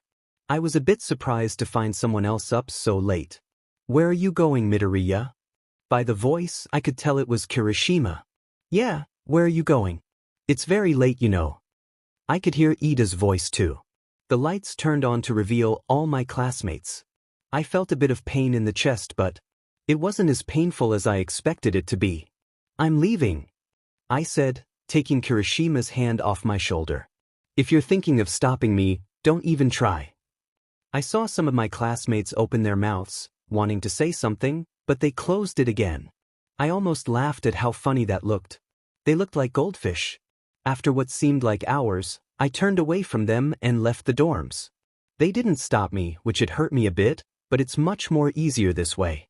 This time, I'm going to be an actual vigilante. The next day, I decided to start off by doing small stuff like helping people on the street, carrying stuff for elders, and saving small animals. Then, when I get enough trust from the people in the city, I'll start doing greater work, like defeating villains. I'll just have to build up from the smallest stuff. How annoying. This is going to take a long time. I sighed as I landed on the roof of the next building. I guess it could be considered patrolling the city. Since those heroes aren't going to do their job correctly, I might as well do it myself. Just in one day, I've seen 9 villains cause trouble for the citizens, and I haven't even finished patrolling half of the city yet. That's a whole lot. I have helped out a bit, even though that went against my own rules that I have set for myself. It couldn't have been helped. If I didn't do anything, the citizens would have died on the spot. I wouldn't wish for anybody to die, just because of a simple rule that I've set for myself. Other than that, what's scaring me is that fact that my quirks aren't working correctly. Only my 𝐀𝐮𝐭𝐡𝐨𝐫 quirk is working. Actually, it's getting stronger. But the other 2 quirks, it's getting weaker, rapidly. And at this point, I don't think I can even use them anymore. Also, my hair would stay white and my eyes stay gold even when I haven't activate the 𝐀𝐮𝐭𝐡𝐨𝐫 quirk. It's very strange. This never happened before. But thankfully, I don't have to constantly use my quirk to disguise myself. Ever since my appearance changed, permanently, nobody noticed me. My mother was the one person who did, but not many people realized that the new vigilante was me. The sudden attention about me wasn't expected nor ideal. My plan of having a peaceful debut seemed shattered, but this just makes my work so much faster. I guess it wouldn't be that bad. I needed the fame for my next actions anyways. It wouldn't be until next month until I do it, but I could still train for it. After all, defeating Overhaul wouldn't be an easy task. Akari's POV. I felt a pang of guilt flood me as I watched Izuku. He seemed so upset and shocked. Hopefully he gets better soon. I can't bear to see him like this, but it's for the best. It's the best for him and it's a best for us. "Bro, you watching Izuku again?" Ikari asked. I nodded. "Stop stalking him, dude." "Them not." I yelled back, turning away from the fox marble. "Them too." Ikari yelled. "Them not." "Them too." Would you guys just shut up?" You yelled. We stopped yelling immediately and you looked at us. He seemed very upset. "Akari, I get that you're very upset. We are too." You said. "But this is what you decided to do. And since you are the leader, you are to take responsibility for it." "I know." I sighed. "I just feel a bit empty." I know that staying with him is just going to hurt the both of us. But I just can't help it. I understand, 𝐀𝐮𝐭𝐡𝐨𝐫 said, popping up from behind me. He was precious to all of us. Guys, stop being so depressing. 𝐀𝐮𝐭𝐡𝐨𝐫 whined. We'll see him again anyways. He just has to pass the test, doesn't he? Yeah, guess so. But you do know how hard that test is. Takako said. Don't we all have to go through that test? That's how we became guardians. 𝐀𝐮𝐭𝐡𝐨𝐫 said. Izuku's probably going to go through that too. But you do remember that the new keeper is very strict about those now. Even like the newest 𝐀𝐮𝐭𝐡𝐨𝐫s gave up because of how strict the rules were. Kahaku butted in. Besides, we're the only 𝐀𝐮𝐭𝐡 group without a magic 𝐀𝐮. If Izuku is to actually pass the test, he's going to live his life with us, forever as a 𝐀𝐮. Not as a human, but a 𝐀𝐮. True, everyone else has one all-round magic 𝐀𝐮 in their group. I mumbled. He's not going to be able to quit afterwards. The keeper wouldn't allow it. Yeah, considering how much the keeper was observing Izuku. Ikari sighed. This is the first too, a human becoming a 𝐀𝐮. Now that I think about it, we were all foxes before actually becoming a 𝐀𝐮.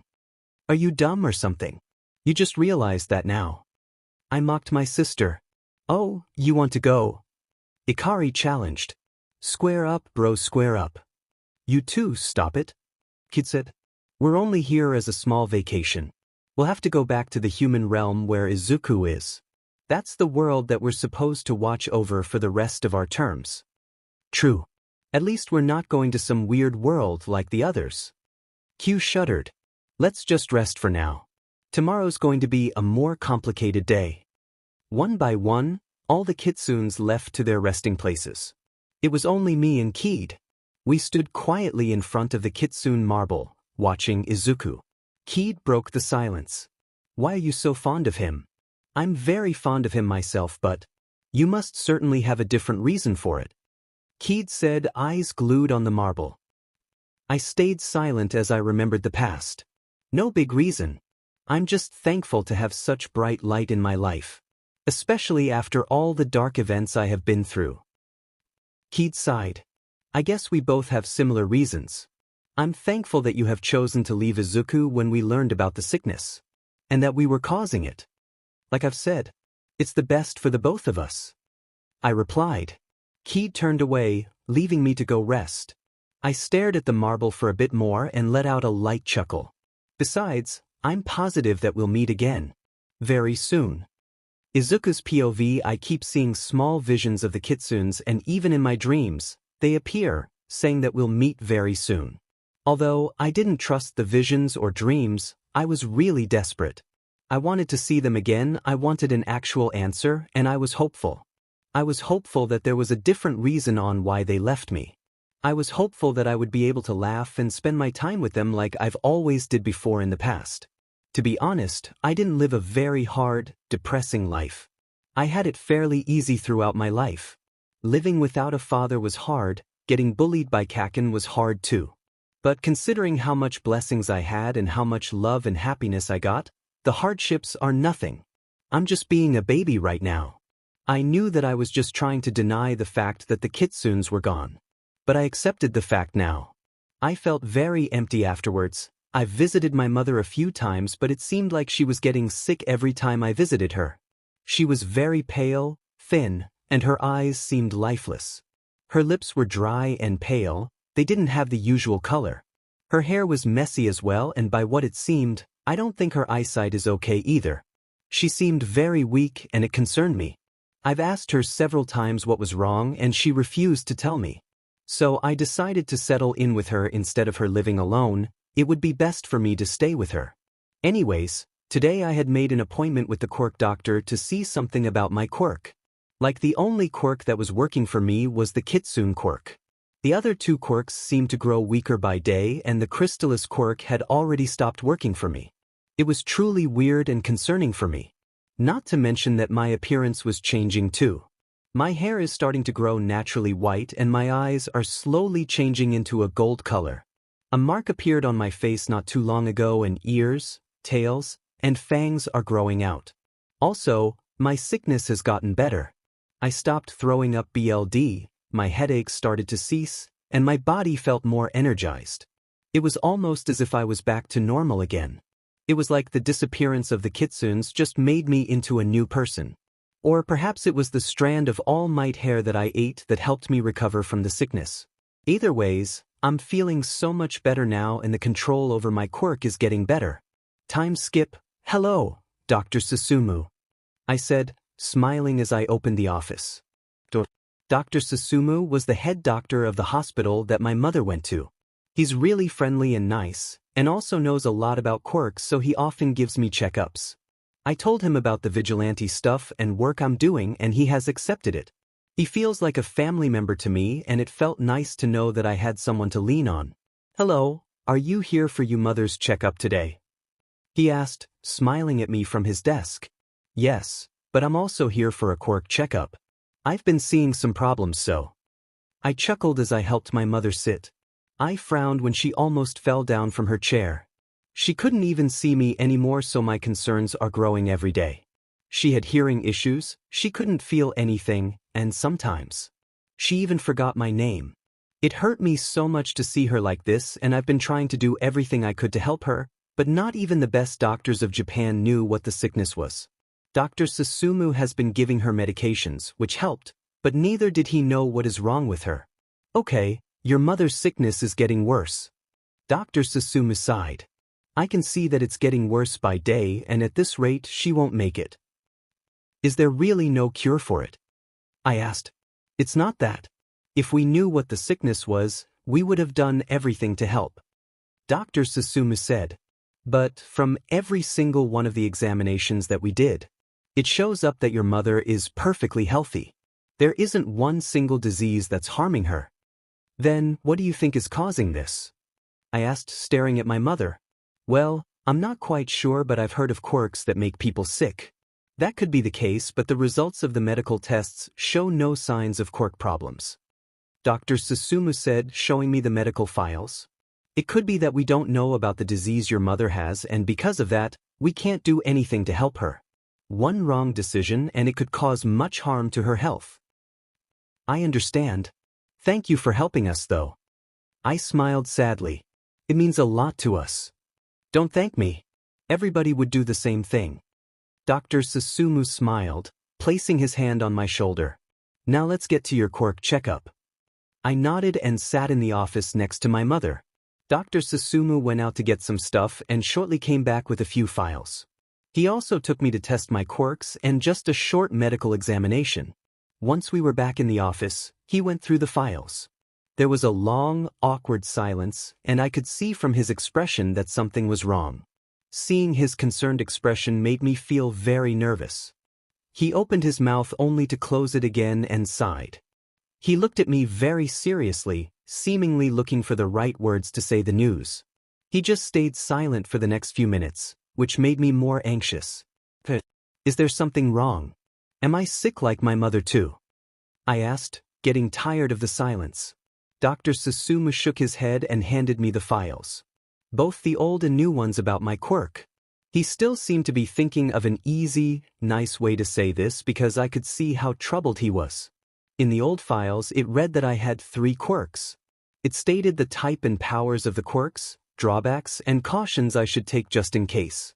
In the new files, no words could express how shocked and confused I was. Dr. 𝐬𝐮𝐬𝐬, this is a joke, right? I looked up from the files, staring at the troubled doctor. This can't be true. There's no way that this could be true. I'm sorry, Izuku, but it's true. I'm having a hard time figuring this out myself.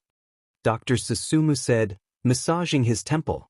There's no possible way that it is true. Something like this has never happened before. I don't understand. I said, confusion clouding my head. I don't understand either. But you do know that the test results are true. Dr. 𝐬𝐮𝐬𝐬 said, trying to calm me down. I'm very sorry and puzzled to say this. I was still trying to process everything. I could read the files and I knew what it meant. But my brain decided to shut down on me. Dr. 𝐬𝐮𝐬𝐬's hand grabbing my trembling hand broke me out of my trance. Izuku, you're quirkless. Izuku's POV, it's been a month since I've been classified as quirkless. I'm more confused than devastated. After all, I still can use my 𝐀𝐮𝐭𝐡𝐨𝐫 quirk. It's actually working quite well. It's just the other quirks that aren't working that well. So, I've been training by myself at home with the one quirk that would work for me. I'm not sure if I should call it a quirk anymore. It's just like a part of me now. It's almost like I'm no longer a human. Other than that, everything's been stressful for me. My mother's health, money issues, and even the smallest things are stressful for me. Some people have been spying on me and I can't go anywhere public without wearing a disguise because people notice my weird appearance. I sighed, pulling on a really thick, large hoodie. I put on a mask and left the house. I locked the door behind me, leaving to go to the pharmacy to buy some medicine for my mother. I really had to be careful not to get caught. "Excuse me, I'm here to buy some medicine," I said, looking towards the person at the counter. "For 𝐮𝐭𝐡𝐨𝐫 MIdoriya." The woman looked at me and asked some questions. After confirming some stuff, she nodded and went into a room. She came back 𝗀𝐿, "Okay, we'll have your medicine ready after a few minutes," the woman said. She went back into the room, coming out after a few minutes with a bag in her hand. "Here's your medicine." I paid her and left the pharmacy, going to the market afterwards. I bought some fruit and other ingredients. Then I bought a necklace for my mother, just like how she bought one for me before, the one I used for the contract with the 𝐀𝐮𝐬𝐴. I still have the necklace, just that it's hidden away so it doesn't bring back bad memories. I walked back home, silently rethinking about everything that has happened. Although I felt like I have gotten over it, I guess I truly can't stop thinking about how the 𝐀𝐮𝐬𝐴 left me. The quirks are confusing, my mother's sickness doesn't seem to get any better, and the money issues with me not having a job and my mother getting more sick, it's just so stressful. I sighed for like the umpteenth time today and unlocked the door. It was oddly quiet, but considering my mother's condition right now, I shook it off. I closed the door behind me, locking it again, and going to the kitchen to make my mother some soup. When I finished it, I poured some in a bowl and took it to my mother's room with some water and side dishes on a tray. I also took the necklace to give it to her as a present, in hopes that it would help her keep some memories. I smiled to myself as I opened the door to her room. "Mom, I made your favorite soup," I said, looking towards my mother. "Mom." I looked a little bit more closely, only to see that she laid on her bed, motionless. I dropped the tray I was holding and the food spilled everywhere. I walked towards my lifeless mother. Seeing her dead eyes staring into thin air made my heart shatter. I was in denial. But the moment I felt her cold hand, I knew that it was true. No matter how much I wanted to deny it, I knew so very well that she was dead. I felt tears fall down my face and soon, I was crying my heart out. I didn't even realize that I was on the floor, all I knew was that my mother was dead. The only parent that I had while growing up, the only person who supported me all the way, the one person I knew I could rely on, was now dead. And what killed me the most was that I couldn't have been the son she would have wanted for me to become. I've only disappointed her, becoming a vigilante, leaving UA, and burdening her with my personal problems. She did everything she could for me and all that I have been was a burden. And now, she's gone. I'm sorry, Mom. I'm sorry. Akari's POV. I was staring at the fox marble. Izuku's mother had passed away and I was crying as well. I may have not known her very well, but she had treated me very nicely and like I was her own son every time we met each other. Kitsune weren't supposed to cry for humans, a rule that was set centuries ago by the first Kitsune keeper, but I couldn't help but let out a few drops of tears. Bro, what dash? Ikari stopped when she saw the fox marble. What is this? It's exactly what it's showing, I said, blinking a few times. That can't be. Isn't she healthy the last time we saw her? Ikari stuttered. It wasn't even that long ago. There's no way she's dash. Ikari got cut off by Kyeko coming in. There's no way she's what? She asked. I opened my mouth to say something but I couldn't get myself to say it. I just motioned towards the marble and Kyeko fell silent. I turned away, mostly to hide my tears, but also because the sight was so painful to see. I could hear more kitsunes coming in and each of them started to cry when they realized what was happening. How is this so? Sunio asked. Wasn't she perfectly fine the last time we saw her? Same question, Kid said. Although I could see that he was deeply troubled and sad by her death, he was hiding it fairly well. She was healthy like a few months ago. We had a few moments of silence and mourning. A few of them went away to their own rooms to get some time alone and accept the fact, I guess. I just sat there, crying, and 𝐀𝐮𝐭𝐡𝐨𝐫 and 𝐒𝐻𝐵 tried to calm me down. That went on for quite a while, but I calmed down soon enough. So, any idea why that might have happened? 𝐀𝐮𝐭𝐡𝐨𝐫 asked, not even turning to look at me. I guess that also shocked him quite a bit. No. It could have been a test by the Kitsune keeper. I mumbled, eyes stinging from all the crying that I just did. Well, we kitsunes aren't allowed to kill humans, remember? 𝐻𝐵 said. Oh yeah. I sighed. Then, I had this really sickening thought in my head. Wait, maybe. 𝐻𝐵 turned to look at me. You know, remember how Izuku was getting sick because of us? I said. The other two nodded, looking at me as if asking me how that has to do with anything that is happening right now. I stayed silent for a few more moments, just to get my thoughts straight. The cause of her death might be Izuku. Izuku's POV. It's been a while since my mother has passed away. Her funeral was held a few days ago, but sadly, not many people came. 𝐾𝐮𝐭𝐡𝐨𝐫's family came, some of mother's friends and family came, but even so, there was only around 5 to 6 people in total.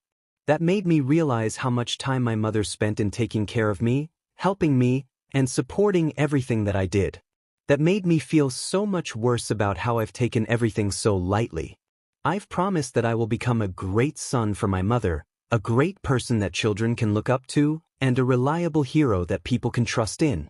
Although what I am doing is far from being a hero, since technically, no matter how much good stuff I did, I'm still doing it illegally. Anyways, I've moved out of the house, probably more like kicked out since I couldn't pay the rent. I started living on the streets, mostly on rooftops, so I don't get discovered easily. But there was a time where a shop owner saw me lurking around on the roof of the shop next to her, so I decided to take more caution to that. I've been training my one remaining quirk as well, although it's no longer even considered a quirk now. It wasn't only Dr. 𝐬𝐶 who said that I had no quirk, other quirk doctors told me that too, and every test I've gotten had the same exact results. So I've come to the conclusion that the quirk is now a part of me, which I wouldn't consider to be a good thing. I have also been making a plan to crash 𝐻𝐵's hideout. I've been spying on several heroes, villains, and hero agencies, hoping to find out some useful information, and I've been able to find out about 𝐻𝐵's whereabouts. I also learned about how the other heroes were going to crash 𝐻𝐵's hideout, so I decided to put my plan into action sooner than I would have liked. I was planning to raid his hideout someday next week, a few days before the heroes get there, and just sneak away the child I've heard about. I will fight 𝐻𝐵 if I need to, but I would prefer not to, since that'll just waste my time. I sighed, throwing away the apple juice I was sipping on. I walked around the night street, wearing a simple black hoodie and a black cap. Sure, it may look suspicious, but who would think that a wanted vigilante would go around walking in the streets? Besides, my shape-shifting skills have improved since I've first used it. I've been training really hard since I started living on the streets. I improved greatly on my illusions, which could last up till a day, and I could fly, or more like float, for around a minute. I still have lots of room for improvement, considering that brainwashing people is a pain for me. I can control a small amount of light and darkness, but controlling time is something I haven't even tried yet. Like heck will I try that? I've been seeing lost spirits these days and have been helping them out as well. Even though helping out spirits were much harder than helping people, I enjoyed it much.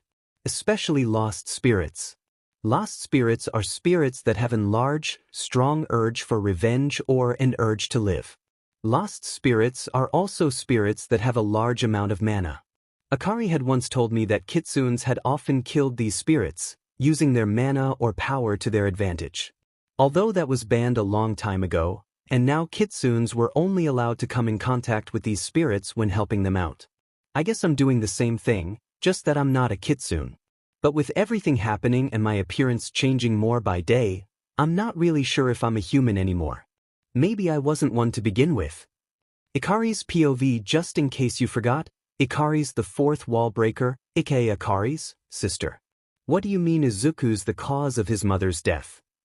I yelled, confused, yet angry that my brother said that.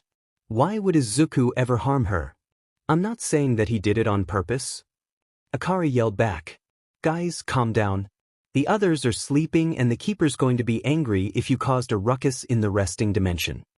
𝐀𝐮𝐭𝐡𝐨𝐫 said, slightly glaring at us. Do you want to get kicked out during our vacation? We then calmed down and Akari soon spoke up. What I'm saying is that he might have been consuming her life energy. My brother explained. I stared at Akari, still confused. You remember that we were consuming too much of Izuku's mana and causing him to be sick, right? Yes, of course. That's why we left him in the first place. I retorted. You're talking to me as if I'm stupid or something. Well, you kind of are. 𝐀𝐮𝐭𝐡𝐨𝐫 said quietly. I glared at him, about to punch him, but he just dodged, simply cleaning his glasses. You're too violent, Akari. Not to mention you're a simpleton. I huffed, sending 𝐀𝐮𝐭𝐡𝐨 glares as he observed his glasses. Akari laughed hysterically at me, getting on my nerves. He ended up getting punched by me anyways. These things are crappy. 𝐀𝐮𝐭𝐡𝐨 scrunched up his nose, putting on his glasses again. How do humans use these anyways? I just sighed and turned to my brother, who was about to continue his explanation. So, 𝐾𝐮𝐭𝐡𝐨 have to replenish their energy every once in a while. And that only happens when 𝐾𝐮𝐭𝐡𝐨s are in the same dimension as the 𝐾𝐮 crystal. The longest a 𝐾𝐮 can go without replenishing their energy varies between a few months to a year, depending on how much tails they have. My brother said, if they don't replenish their energy, the worst outcome is death. But 𝐾𝐮𝐭𝐡𝐨s have another way of replenishing their energy, which is to consume mana or life energy from other creatures. And? I asked, still not getting what he was trying to say. What he's trying to say is that Izuku may have been unintentionally consuming his mother's life energy to replenish his energy.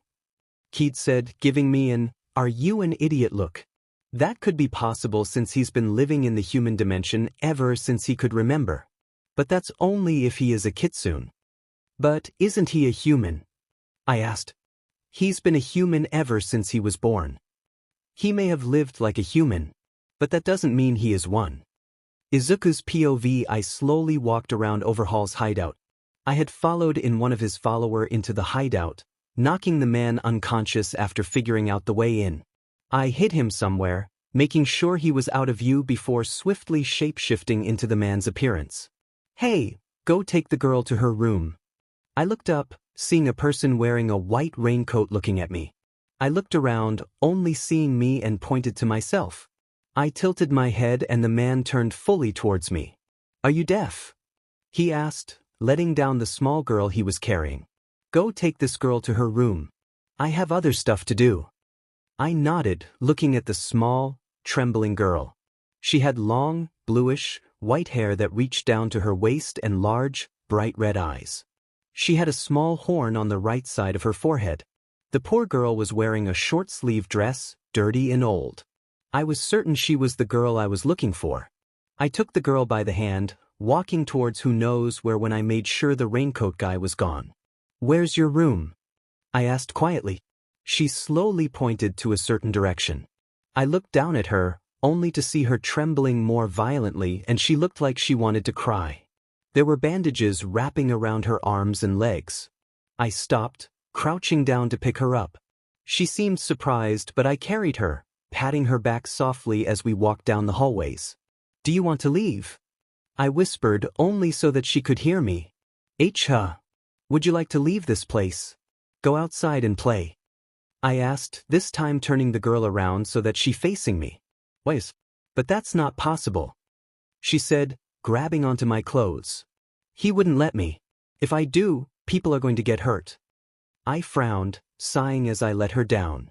After making sure that nobody was around, I patted her hair, smiling slightly at her. I can take you out. I whispered. Nobody will get hurt and you can be free, play with friends, eat delicious foods, and do whatever you want. But. She looked down. People will get hurt because of me. I'm dangerous. No, you're not dangerous. I smiled. You're wonderful and I can get you out of here. I'll be here for you, okay? She hesitantly nodded but looked at me with teary eyes. She hugged onto me and I picked her up, carrying her to her room. How are you going to get me out, mister? The girl asked, nervously sitting on her bed. My name's Izuku MIdoriya. Just call me Izuku. I smiled, turning back to my normal appearance. What's your name? She stared at me, surprised. I smiled at her and she seemed to relax a bit.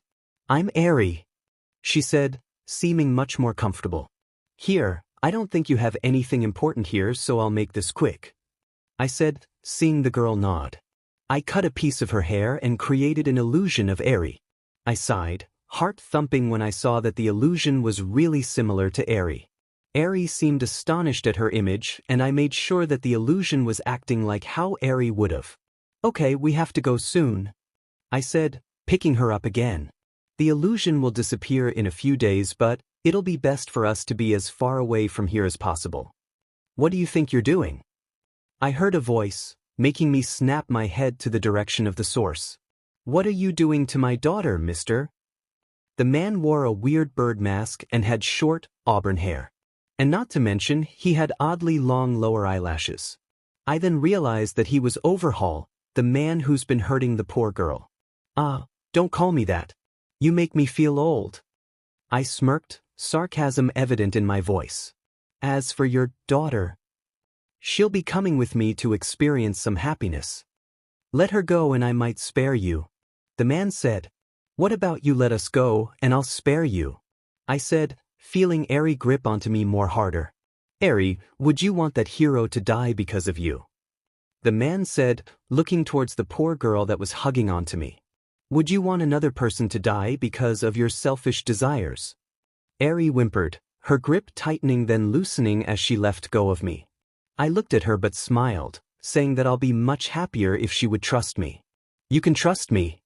I smiled. I mean, if I wasn't strong, I wouldn't have been here in the first place. 𝐬𝐻𝐻 seemed to be reassured and hugged me again, this time a bit more tighter than the other hugs. 𝐻𝐻𝐻𝐿 seemed to be losing his patience and came closer to us. I noticed that our surroundings were slowly shifting. Fridge. I've never tried this before, but I guess I have no choice, I muttered, getting ready to use my quirk. This would have been 𝐻𝐻𝐻𝐿. 𝐻𝐻𝐻𝐿 wasn't able to finish his sentence as I have stopped time. I let out a sigh of relief as I debated on whether finishing him off or just teleport to somewhere safe. I took a small glance at 𝐬𝐻𝐻, who seemed to be unaffected by my quirk. I guess I was just lucky this time. I groaned, noticing that the only thing that froze in time was 𝐻𝐻𝐻𝐿. But I guess he still had his consciousness. Well then, let's take him along with us. Huh?